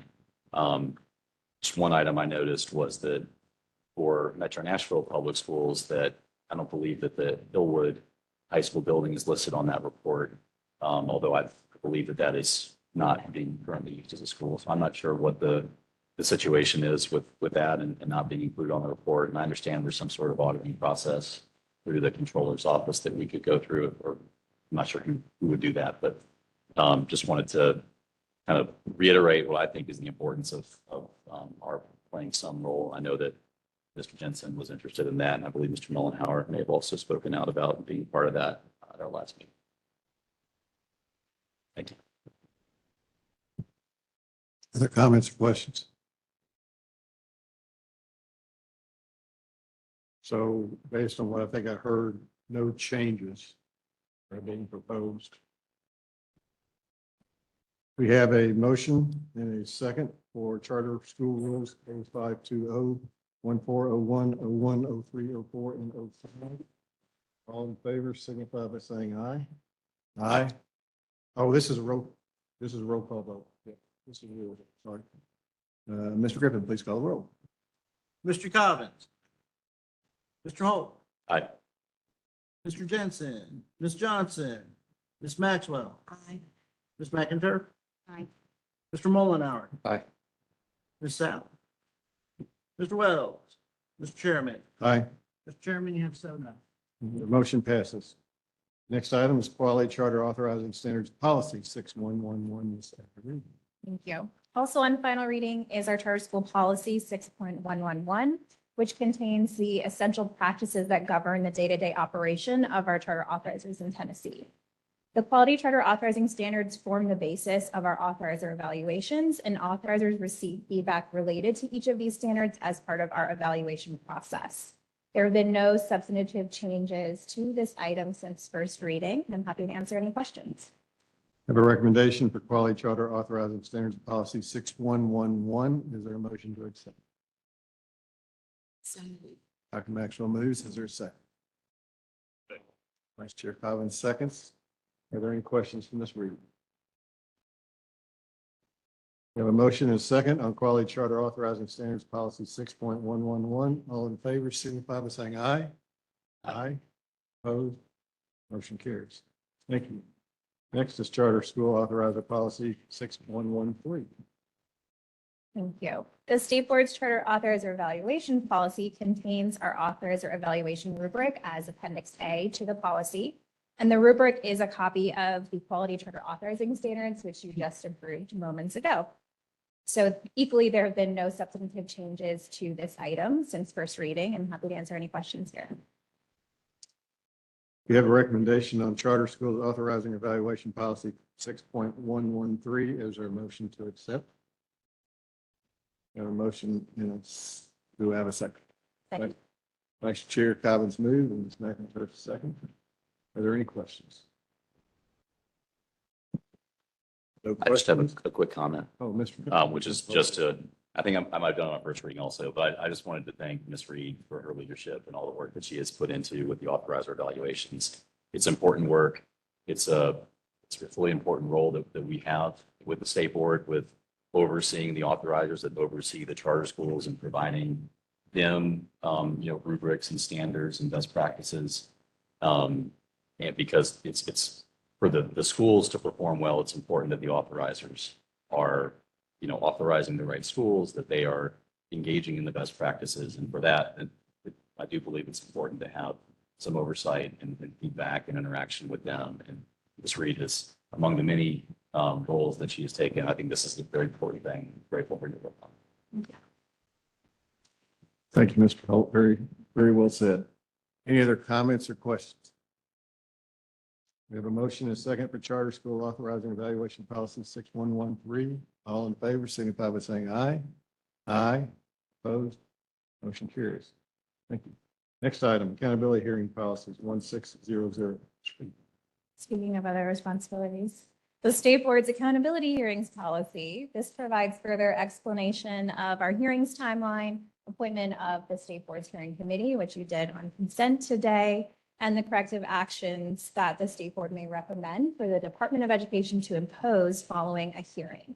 Changes between first and final reading include clarifying language regarding the scheduled length of a hearing, the method for sending written notifications, and discerning between the charter school and the charter school network, if applicable, for actions related to the State Board's audit and investigation recommendation. I'm going to answer any questions here. We have a recommendation for Accountability Hearings Policies 1.600. And final reading. Is there a motion to accept? Vice Chair Collins moves. Is there a second? Second. Mr. Mullenhour seconds. One thing I would like to say is we did pass on consent what this original committee will be, and I didn't mention that. It will be chaired by our Vice Chair, Mr. Darrell Cobbins. And also former Superintendent, Dr. Ina Maxwell is going to be on that committee, and yours truly will also be on the committee. So as we go through this process together, we look forward to the leadership of Dr. Vice Chair Cobbins as we go through it. I'm grateful for you all stepping up into this role. It is a big responsibility and ask for you, and not only those who were actually appointed, but several other members who expressed an opportunity to volunteer for it. So thank you for that. Mr. Chair. Vice Chair comments. Just wanted to thank Ms. Reed and our staff for the work on this accountability hearings process. It is literally taken years now, at least 2, maybe 3, to get to this point where we are prepared and ready to execute. A lot of conversations and input gathered from across the state from educators, school leaders, districts. We had a consultant that worked with us on it. And so everyone eagerly awaits and anticipates kicking this off in 2023 in March. So the staff is very, very excited. 26. 26, I'm sorry. I've seen so much 2023 stuff today. But thank you for your hard work on this, and we look forward to guiding through this process. And actually, when we met with the governor, we all were at consensus that this is a maiden voyage, we're learning, and that we will refine it and make it better as we go forward. So thank you. Thank you, Vice Chair comments. Mr. Mullenhour. Thank you, Mr. Chair. I'll spare everyone the time. Thank you to all who are involved. It was going to be a heavy lift. I've expressed my views in the past of my hesitations as to the mechanics of it. But nonetheless, here we are, and let's make the best of it that we can. And I'm fully supportive of it from that perspective. My question to you is this. Is there a mechanism, or is there an anticipated mechanism by which a school that comes before that committee and ultimately before this board would be that the fact that they're involved in that process would be highlighted to their local school board? You know, it's one thing to bring in the people who are directly responsible for it, some of whom frankly probably are responsible for the fact that there are problems. Some of whom are not, you know, some of whom are subject, some superintendents being in principle subject to outside circumstances that are understandably a challenge. And again, some of whom are probably responsible for some of the problems that exist in the school. But it's one thing to bring them in, have these conversations with them. It's another thing to make sure that their local school board and the people to whom they are ultimately accountable are even aware of the fact that they're going through this process. So my question is there any, I haven't seen any mechanism, but is there a mechanism by which those local school boards are going to be made aware of the fact that that a school within their district is being called before a committee and challenged to get better because they're failing? Absolutely. And first to clarify, while it is a school that is triggering the hearing, or schools, it is the district, the LEA, that will actually be called before the committee to participate in the hearing. And in the accountability hearing rule, we do outline who is required to attend, and directors of schools may opt to bring additional individuals, which may also include principals. But at a minimum, we are requiring the superintendent to join, as well as the the board chair, the local school board chair. So they will be part of that conversation. So just to be super frank here, if the superintendent is not a good leader and is hiring people who are not good leaders and not firing people who are not good leaders, is having a conversation with that superintendent going to be helpful? And I think there's arguments where it may be helpful in some cases and may not be helpful in other cases. My question is more, are we sure that that local school board is aware of the fact that their failing superintendent, in that example that I give, that their failing superintendent is a black eye on that local school board, and that local school board needs to be holding that superintendent to account? I think that the questions that we're working on developing and that our committee will ask hopes to bring to light some of those potential additional conversations that would need to be had between the local school board and their executive director, the person that they hired to oversee the district. So we certainly do not believe that these conversations will end within these hearings. They should, and we hope will continue to really think about what needs to change. And we know that if we're actually making change within our schools, that does require a systems level change for that to occur within the schools themselves. It's not limited to, it cannot be done in isolation. But is there a mechanism to make sure that that school board actually gets that memo? Because if the superintendent walks in and gets a copy of whatever reports generated and doesn't then pass that on to each of the members of their school board, which presumably they may not, then how are we going to make sure that that local school board is even aware of this? Well, the school board chair will be participating in the hearing. So they will be sitting next to the superintendent to have the conversation with the committee. Okay. And then all of our communication, we can certainly also include all of the local school board members in terms of our recommendation, what you all ultimately decide on. That's not in the policy right now. We voted to approve that in August, the rule that requires who is in attendance at the hearing. Okay. So the chair of the local school board is required to attend? Yes. Okay, I missed that in this policy here, but not necessarily the full board. Correct, yes. Would it be possible in future iterations to go ahead and just make sure that every member of that local school board is receiving a summary of the work that this team is doing?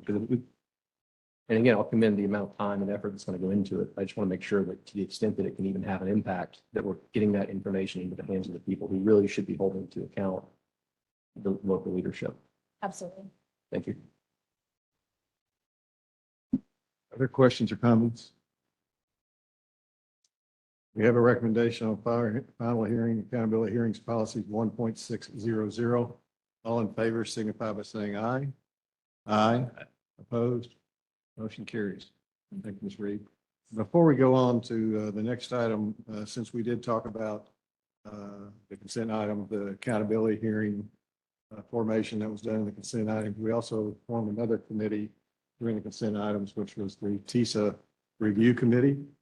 And on that committee from this board is Vice Chair Cobbins, myself, and Dr. Morrison, also made up of legislators, district superintendents, TSBA, TOS. It's very similar in the past, the BEP Review Committee, Recommendations Committee, and the TISA Review Committee, and we'll be working soon. I know House Chair, Education Chair Mark White is on the committee, and he was asking me when we were going to have our first meeting. So, and I know a lot of the superintendents are anxious for us to have a meeting too, to do the TISA review. So I don't know, Mr. James, thought process on that. Mr. Chairman and members, Nathan Jennings, with your staff. The TISA Review Committee, statutory language is identical. Requires the committee to meet 4 times a year. We could have an organizational meeting, during session. Typically in the past, what we've done is waited till the end of legislative session to see what all has changed before they do that. There might be some benefit to have one that's earlier than that. But the committee will meet 4 times a year. We'll produce a report by the 1st of November, just as the statutory language was with the BEP Review Committee. And we'll also be doing priority lists as we have in the past, which, if you look to the work of this board and its influence on things, the BEP lists of priorities very much informed the creation of TISA and the current funding formula. Many of those things that districts brought up for years, were incorporated on the front end. And the reason there was a statutory lag between the passage of TISA, its implementation, and the TISA Review Committee is so that there would be time in practice to look at what's happened. So the committee will have some excellent work in front of it, and I think it'll be viable and strong. Thank you. And as we go through certainly this initial TISA Review Committee, I think we all expect that a lot of discussions and possible recommendations that will come out of that. Correct me if I'm wrong, I think I, as the chair of the State Board of Education, also chair of this TISA Review Committee. Correct? Yes, sir. Yes, sir. Congratulations, Mr. Double Chairman. All right. It will be an interesting committee. I just wanted to mention that since we did pass it consent and didn't go through that discussion. Next item, state approved textbook and instructional materials list, PE, health, CT, IT, and advanced manufacturing. Mr. Houston. Good morning. My name is Lee Houston. I'm Executive Director of the Textbook Commission. The background of this is the Tennessee Textbook and Instructional Materials Quality Commission has prepared the final list of textbooks and instructional resources for Schedule E textbook adoption cycle.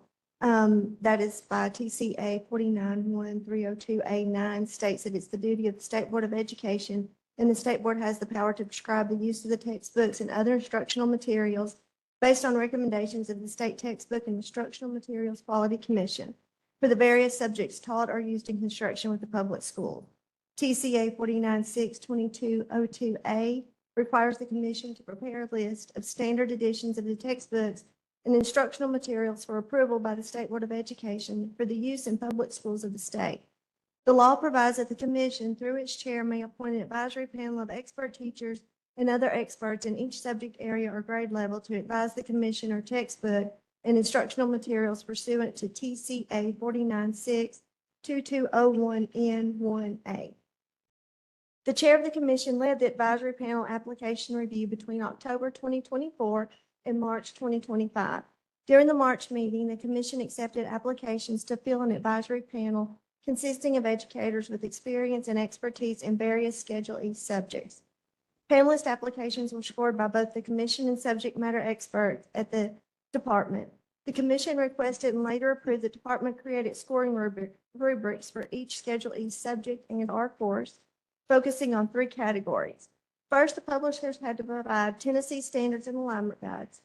Second, all materials had to cover 100% of the standards to align in TC 4962206.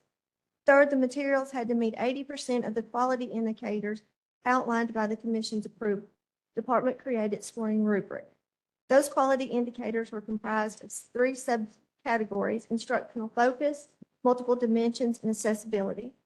Hired panelists attended a 2-day in-person comprehensive training conducted by subject matter experts at the department. This training included discussions and strategies for reviewing and scoring material and also highlighted various legal topics. The panelists conducted independent reviews between April 26 and June 27, 2025. These reports were disseminated by commission members and discussed during July 30th, 2025 meeting. Publishers who wish to appeal the initial decision made by the panelists had the opportunity to revise and resubmit their material to the commission between the July 31 and September 1st, 2025. Panelists conducted independent reviews of material appealed during this time. Following the first reading by the board in August of 2025, the commission met on September 12, 2025 to hear the publishers' appeals to the panel reviews and consider any public comment, either written or verbal. There was one publisher who wished to speak regarding their appeal, and the commission received no public comments, either written or verbal. Most publishers who did submit an appeal to the commission upon re-review and scoring by expert panelists were recommended for approval. On September 12, 2025, the commission voted 8-0 to approve the recommended list for Schedule E textbook and instructional materials to the State Board. This item presents the final list of Schedule E textbooks and instructional materials recommended by the commission for approval by the state upon the final reading. And you have 2 attachments. The one with the gray, those are the one, every publisher who submitted is on that list, and the grays are the ones who did not comply. And then the list that has the final textbook summary of the adoption list has the publisher, the titles, and the course that each has submitted and approved. If you have any questions. We have a recommendation for state-approved textbook and instructional materials list, Schedule E, for PE, Health, CTE, IT, and Advanced Manufacturing. Is there a motion to accept? Vice Chair Cobbins moves. Is there a second? Second. Mullenhour seconds. Let me first say that we talk about the time and effort that the standards review committees go through in reviewing the standards. The textbook review committees likewise spend a tremendous amount of effort, and we appreciate the time and effort. This is very critical to our education process, that those textbooks follow the standards and meet those requirements. And so thank you and for your committee for doing it. Thank you very much. I did have one question on the appeals. When they appeal, is it refused the first time but denied because they didn't meet the standards or just needs clarification? Or when they go back and resubmit, do they change the textbooks, or do they try to show how they met the standards? Most of the time on this, every single time it was the standards. And a lot with the CTE, the textbook publishers go by the national standards, and Tennessee has a little bit more than that. And so they have to go back and fill those field gaps. They go back and change. They go back and change. And so it's just those, it was just standards. The 80% was met, but it was just the 100% of the standards. They corrected it and then up to 100%. Mr. Chair. Yeah. Mr. Mullenhour. I had a similar question. I'll follow up with one. The providers that initially were denied and then appealed and then they're denied again, what is the reason generally why those denials persisting? This time we didn't have anyone who was denied again. We had one publisher that spoke and clarified on an alignment guide, and that was fine. The ones who did not pass, did not appeal, they had too many things missing and didn't feel that it was worth their effort. Okay. All right, thank you. Vice Chair Collins. Just a very general question. Can you just tell us how digitization and AI and all of that are impacting the publishing and the textbook aspect of the industry? I'm going to refer Hayden to that one, because he'll know the legal aspects of that with the AI.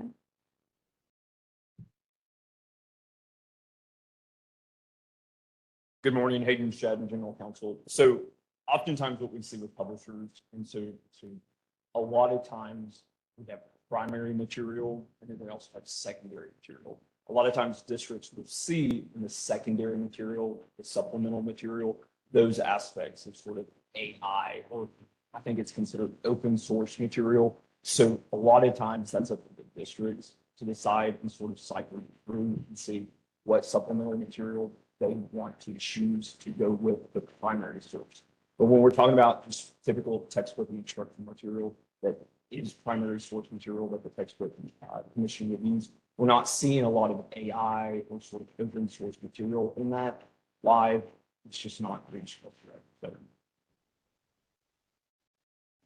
Marcy.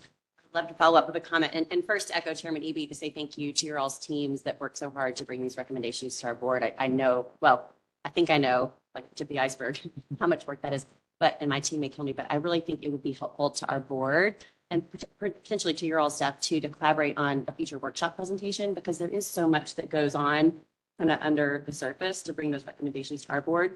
And like Vice Chair Cobbins, I'm also interested in sort of where the puck is headed here in terms of just the influence that AI may have and already is having in some districts, particularly when it's sitting on top of HQIM. And we see some districts who are already working with vendors in ed tech space to, not replace HQIM, but frankly build on them with tools that enhance their utility. And I think potentially in the future, that's going to be coming from our vendors in the textbook space. So I think it's behooves us all to sort of think about, understanding your processes currently, the timelines associated with them, et cetera, and also thinking about sort of where the future's going and how, AI and other sort of technological advances are going to influence how we think about instructional materials. Yeah, absolutely. We would love the opportunity to present a workshop on that. Yeah, Mr. Mullenhour. I just had one follow-up question. I'll direct it at you, although Ms. Houston already gave an answer. So the cover sheet says that most publishers who did submit an appeal to the commission upon re-review and scoring by expert panelists were recommended for approval. The implication there being that some were not. Otherwise, it would have said all. Just to clarify, were all of the appeals ultimately approved, or were there some appeals that were denied? Every publisher who submitted an appeal to the commission eventually passed. We had all publishers except one publisher after the appeal by the review members that still failed. The reviewers decided on their basis of the appeal that there was one standard missing in the textbook. That publisher wished to speak in front of the commission at the September 12th meeting. That publisher, when they spoke to the commission, they presented their material. They explained that this standard was covered in the material, and based on a vote, the commission did end up approving, or not approving, but did end up voting to recommend that textbook because the commission did, based on the publisher's presentation, did believe that that standard was met in the material. Okay. All right. Thank you. Yep. Other questions? We have a recommendation for state-approved textbooks, instructional materials list, Schedule E for PE, Health, CTE, IT, and Advanced Manufacturing. All in favor signify by saying aye. Aye. Opposed? Motion carries. Thank you. Next item, success item, state identified 2024-2025 reward schools, Dr. David Laird. Welcome.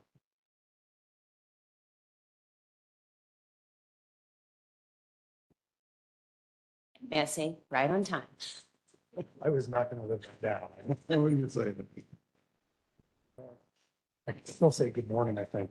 Chairman and members of the board, I'm David Laird, Assistant Commissioner for Assessment, Accountability, and Research. And I am pleased to present an item on state identified 24-25 reward schools.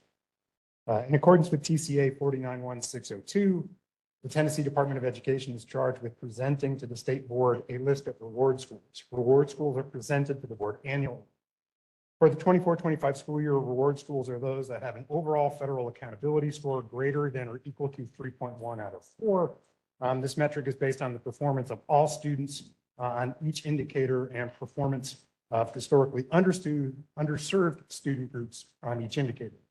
Reward schools demonstrate excellence in achievement, growth, and a variety of other indicators for all students and subgroups. This year, we are pleased to present a total of 459 schools that are identified as reward schools for the 24-25 school year. The department recommends approval of this item on first and final reading and state board staff. We have a recommendation on state identified 2024-2025 reward schools. Is there a motion to accept? So moved. Ms. McInturf moves. Is there a second? Second. Dr. Maxwell seconds. Are there any comments or questions? Mr. Chairman, if I may, I would just like to say thank you, Dr. Laird, for your work on this and all the work that you do for us in the department. Also, I would like to say congratulations to our board member, Ms. McIntyre, on her school being listed as a reward school. Congratulations, and to all the other schools. Excellent. Excellent. Other comments or questions? Dr. Morrison. Question that I think I may have answered in my sidebar with Mr. Brown here, but to the extent that there is overlap between our A through F letter grades and the reward and priority designations, I'm interested in that. And where there's disconnect, I understand that they're looking at different measures. It's not the exact same calculation. But I just think as we're nearing, as we talked about earlier, looking at schools that are repeatedly earning an F, it's interesting to look at those systems and the overlap and for our board to continue to understand why we have two different systems. So I don't know if you have any reflective comments on that, but that's just something that's in my mind right now. Well, I think that's always been an issue, I think, of important debate around the state. And I do think it's certainly something that the department is inclined to continue to revisit. Our existing, the interplay between how we assign letter grades and the designations is somewhat unique in Tennessee. And that when we designed our federal accountability system back in 2017-18, we deliberately tried to fuse those two things together. And that essentially you become a reward school by earning what would have given you an A in the federal accountability system when it was designed. But that's a very particular decision that Tennessee makes. And I think that's something that was worth continuing to look at and potentially revisit over time. Separating those two in some ways may give us a little bit more flexibility to communicate more directly about why a school became a reward school. Whereas we're essentially fusing a variety of things together, trying to use that symbol. I was going to actually ask the same question once we got down to priority school. So will you, or I would like to see when you have your A through F schools and we've determined the ones that we're going to have hearings for, be able to provide a list, a comparative list of those that end up on the priority schools and those that end up on the B and F. That's certainly a calculation that we're able to do and happy to provide. But I would want to note a couple places. There's good reason why the priority list and what's produced by the accountability system in a good given year could diverge in ways that might immediately seem a little bit off kilter, but it might actually be working as intended. First and foremost, the priority identification is intended to be based on multiple years of data. So you could have one good year in the accountability system and earn a C or a B or potentially even an A. But if you had two truly problematic years prior to that, you're still potentially at risk for getting picked up as a priority school. Additionally, while there's a lot of sort of debate about the relative weight of achievement and growth in our state system, it is still accurate to say that growth plays a very strong component of our state system. It's anywhere from 30 to 40% of a school's evaluation. So a school could certainly not earn a D or an F by virtue of having really high levels of growth, but their overall levels of proficiency might still leave them potentially at risk of being identified as a priority school. So would we see a bunch of A schools in a given year identified as priority? That's exceedingly unlikely. Is it possible we could see schools that earn a C or a D, potentially, theoretically, even a B in a given year, get identified because their overall proficiency rate is low and their prior performance in years was even lower? That's entirely. Thank you. But I think that overlap in that context would be very helpful for us as we generate the questions.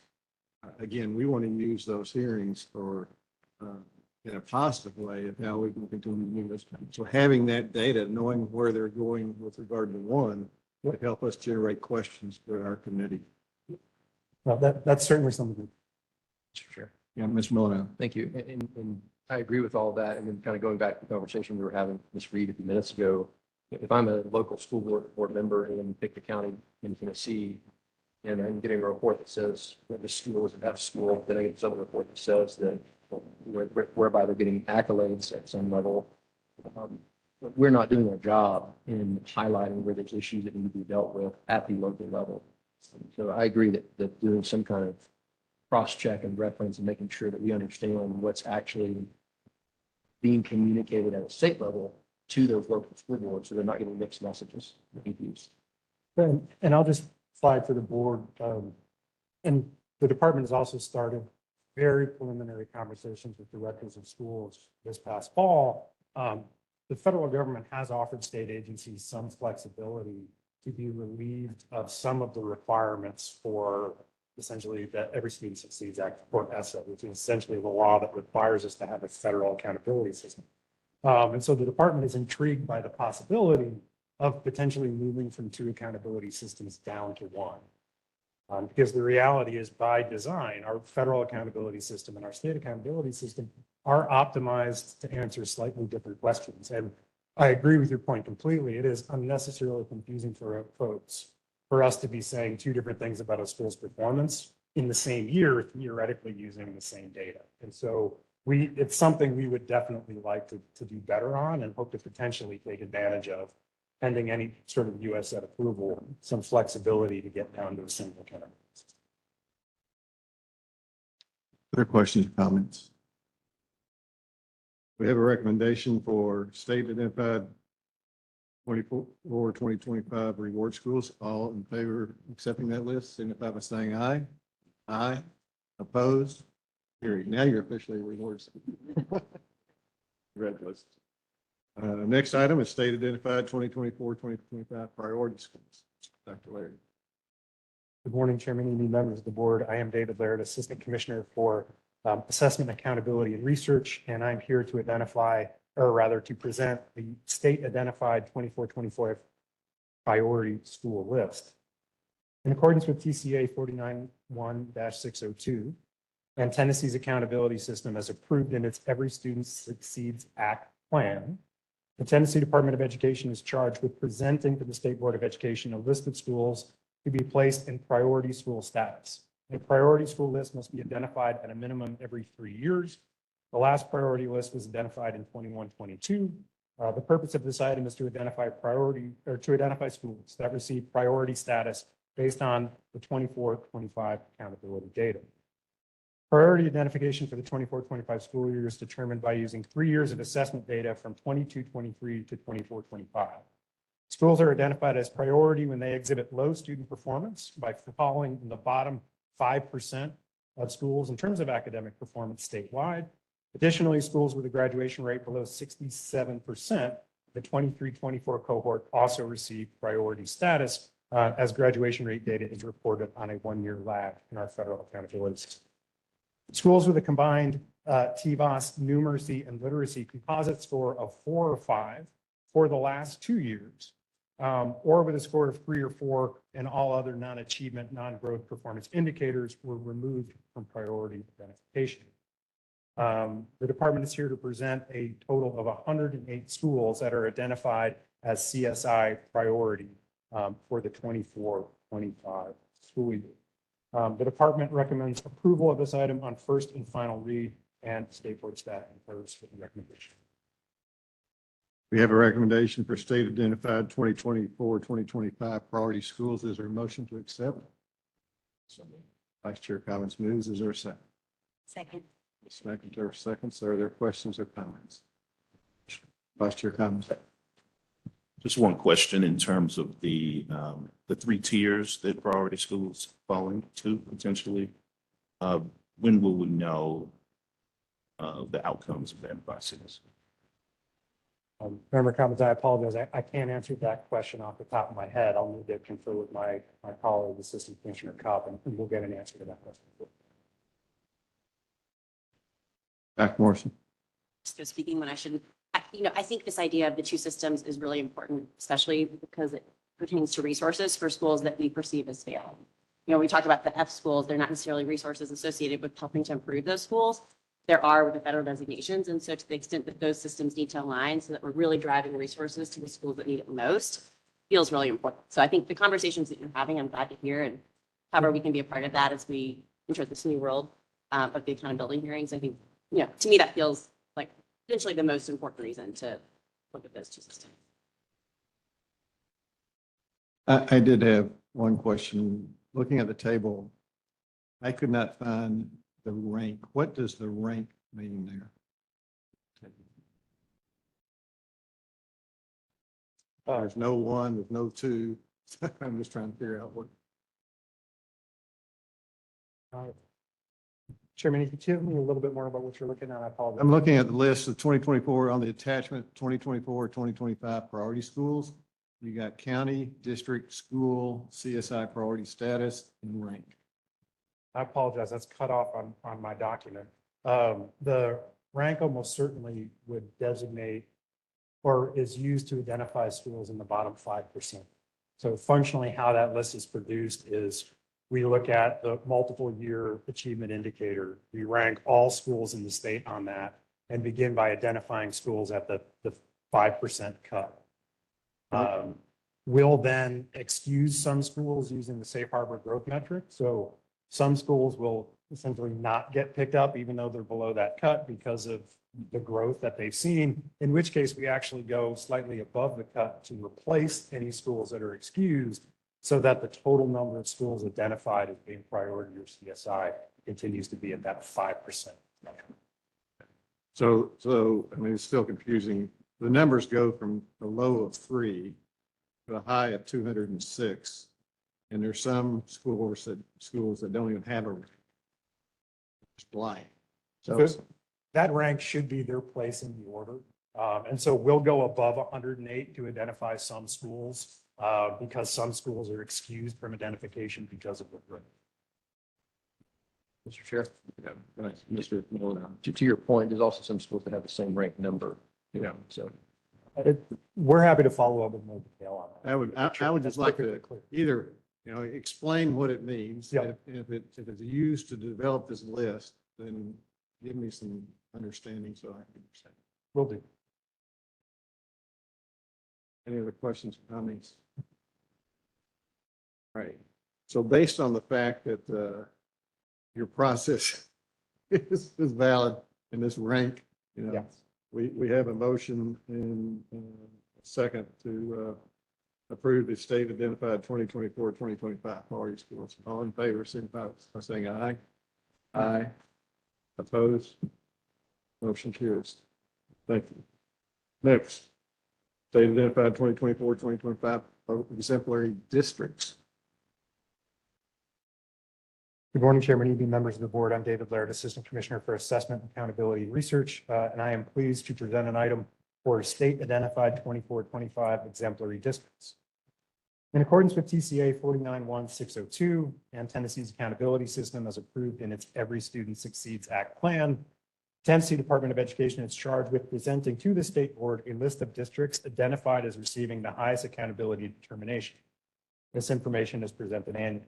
For the 24-25 school year, the highest accountability determination for districts is exemplary.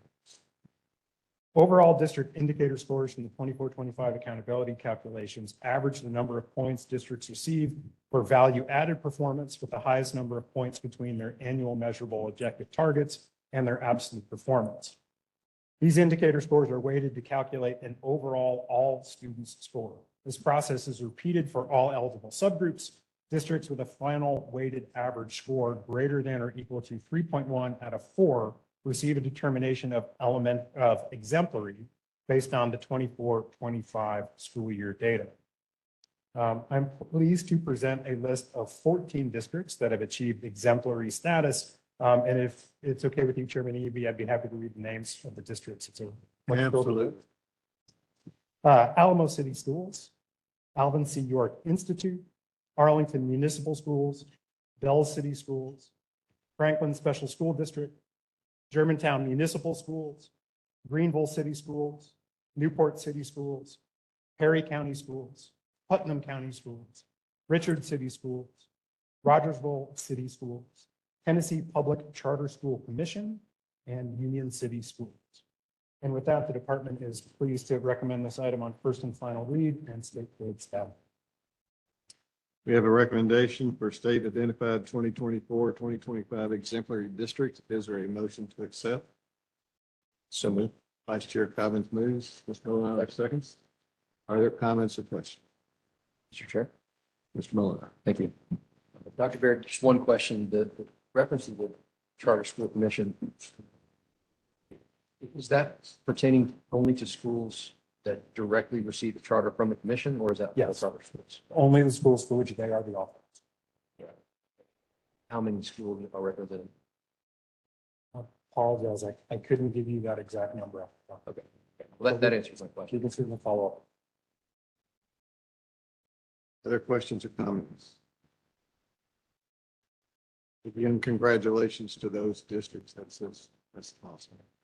All in favor for accepting the list of 2024-25 exemplary districts, signify by saying aye. Aye. Opposed? Motion carries. Thank you. Next item, state identified 2024-2025 in need of improvement districts.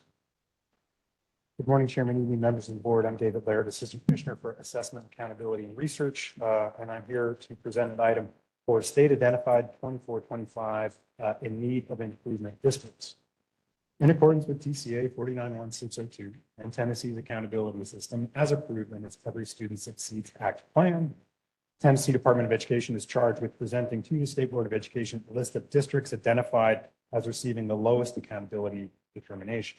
This information is presented annually. For the 24-25 school year, the lowest accountability determination for districts is in need of improvement. Districts receive an in need of improvement designation if their overall final score calculated for the 24-25 school year falls in the bottom 5% of all districts. Overall indicator scores from this year's data average the number of points districts receive for value added performance with a higher number of points between their annual measurable objective targets and their absolute performance. These indicator scores are averaged to calculate an overall student score. The process is repeated for all eligible subgroups. Districts receive an in need of improvement designation if the overall score falls in the bottom 5% statewide, regardless of what determination that score would earn according to the weighted average of districts' achievement and subgroup scores. An overall score in the bottom 5% outweighs the score determined in the final determination scale for 24-25 district accountability. The department is presenting a list of 8 districts that have scored in needs of improvement. And the department is happy to present this item on first and final read in state board staff. We have a recommendation for state identified 2024-2025 in need of improvement districts. Is there a motion to accept that list? Vice Chair Cobbins moves. Is there a second? Second. Mr. Holt seconds. Questions? I have one question. So this is the bottom 5%. And I know this is not the case, but if every school scored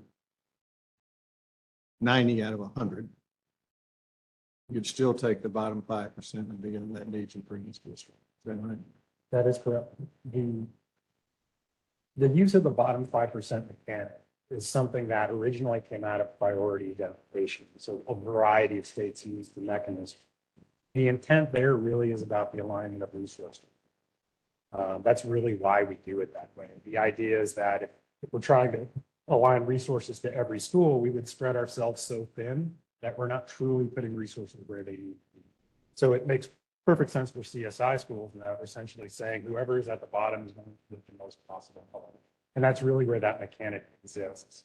Obviously, districts that are identified as need improvement aren't receiving the same types of resources, but as a concept, that really is the intent of doing the evaluation. So if that's, I understand that, and that's very helpful to me. Do they get additional resources?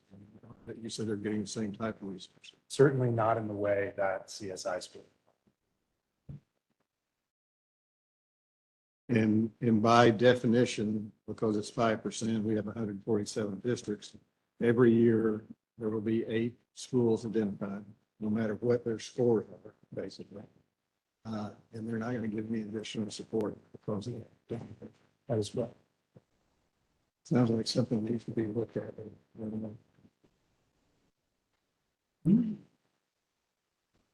My team, our core district support teams, they're aware of these lists and the schools that are within these districts that have these designations. And we do meet with director of school, supervisors to try to align the available resources of the department in a way that we can focus on those schools should they want to stay in with these areas. So I'm happy to continue that, but as Dr. Baird said, the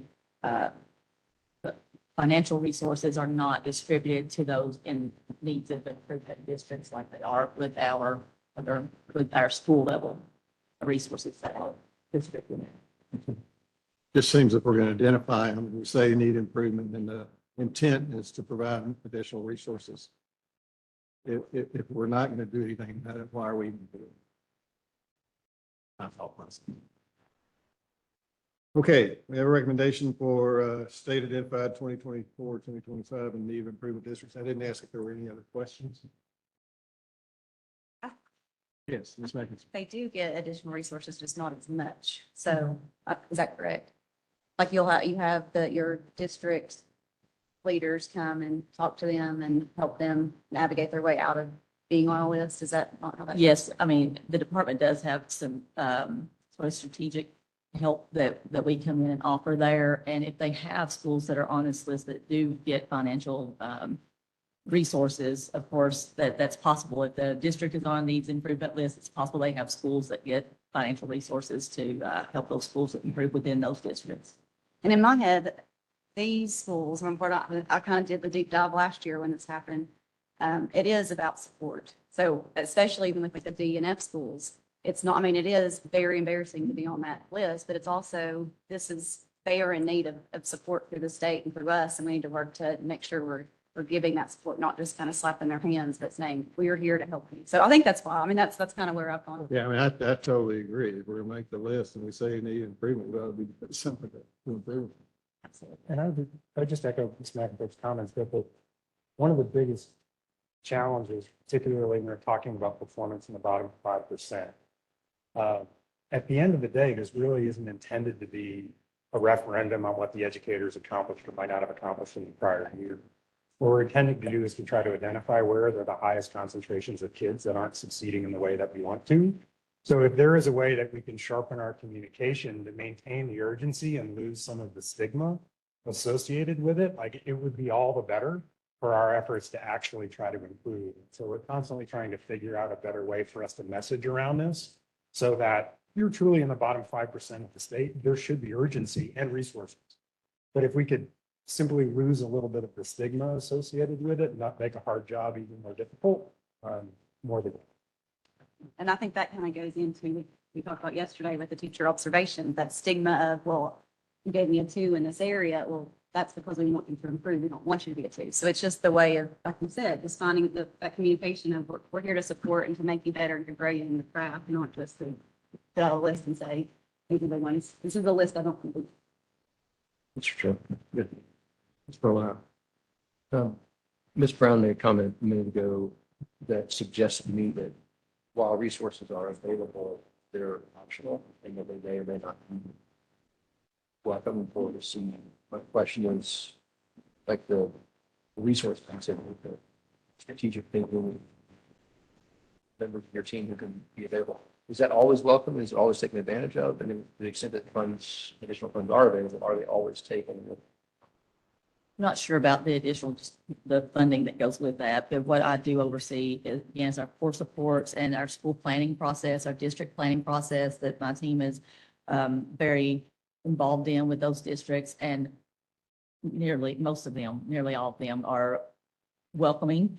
And what we've worked on this past year too is to do an inventory, if you will, of the supports that we have available with the Office of Academics, whether that may be our literacy networks, our math implementation networks, some of those supports that are available, and let's look and see who are the participants in these and make sure that we are making, number one, these districts aware of what exists, and that we can maybe offer some prioritization for them to participate in things that they may not be. So is your overall assessment then that one receiving the NIPS designations are willing and interested in and welcoming of the help that is offered? Yes, overall, yes. Overall? Yes. Okay, thank you. Any other questions or comments? Okay, again, we have a recommendation on state identified 2024, 2025 in need of improvement districts. All in favor signify by saying aye. Aye. Opposed? Motion carries. Thank you, Dr. Laird. Next item, charter school governing training body policy, body training policy 6112. Sally Reed. Thank you. Hello again, Allie Reed, Chief of Strategy for the State Board. On first and final reading is the State Board's charter school governing body training policy, which is not typically before the board at this point in the year. However, we did notice following your approval of this policy in May, a small but important typo. We wanted to correct that. So that is a change that you have before you. Happy to answer any questions. A recommendation for charter school governing body training policy 6112 on final reading. Is there a motion to accept? So moved. Dr. Maxwell moves. Is there a second? Second. Secretary seconds. Any further discussion? All in favor then for charter school training governing body training policy 6112. I don't know if I can have a hard time saying. Signify by saying aye. Aye. Opposed? Motion carries. Thank you, Ms. Reed. This concludes our final reading. Other business. Do you have any other business? Again, I would like to thank Northeast State for hosting us. This outstanding support that we had, and Dr. Guillermo Mendoza for all of his efforts, and also for our own Josh Walton, who was up there somewhere waving. Josh, yes.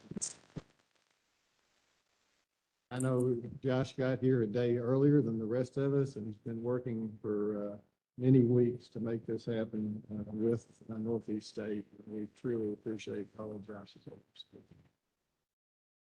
Dr. Morrison, any final remarks? No, it's been a full couple days. I'm grateful to all of you for taking the time to travel, to join us in different parts of the state. I know it often requires more time to do that, but I hope the value is also apparent. It's just really so gratifying to be with educators, community members, leaders like Dr. McCord and Dr. Mendoza, and just to experience what's happening in these different pockets of our state. And thank you, Snapchat, for your warm welcome.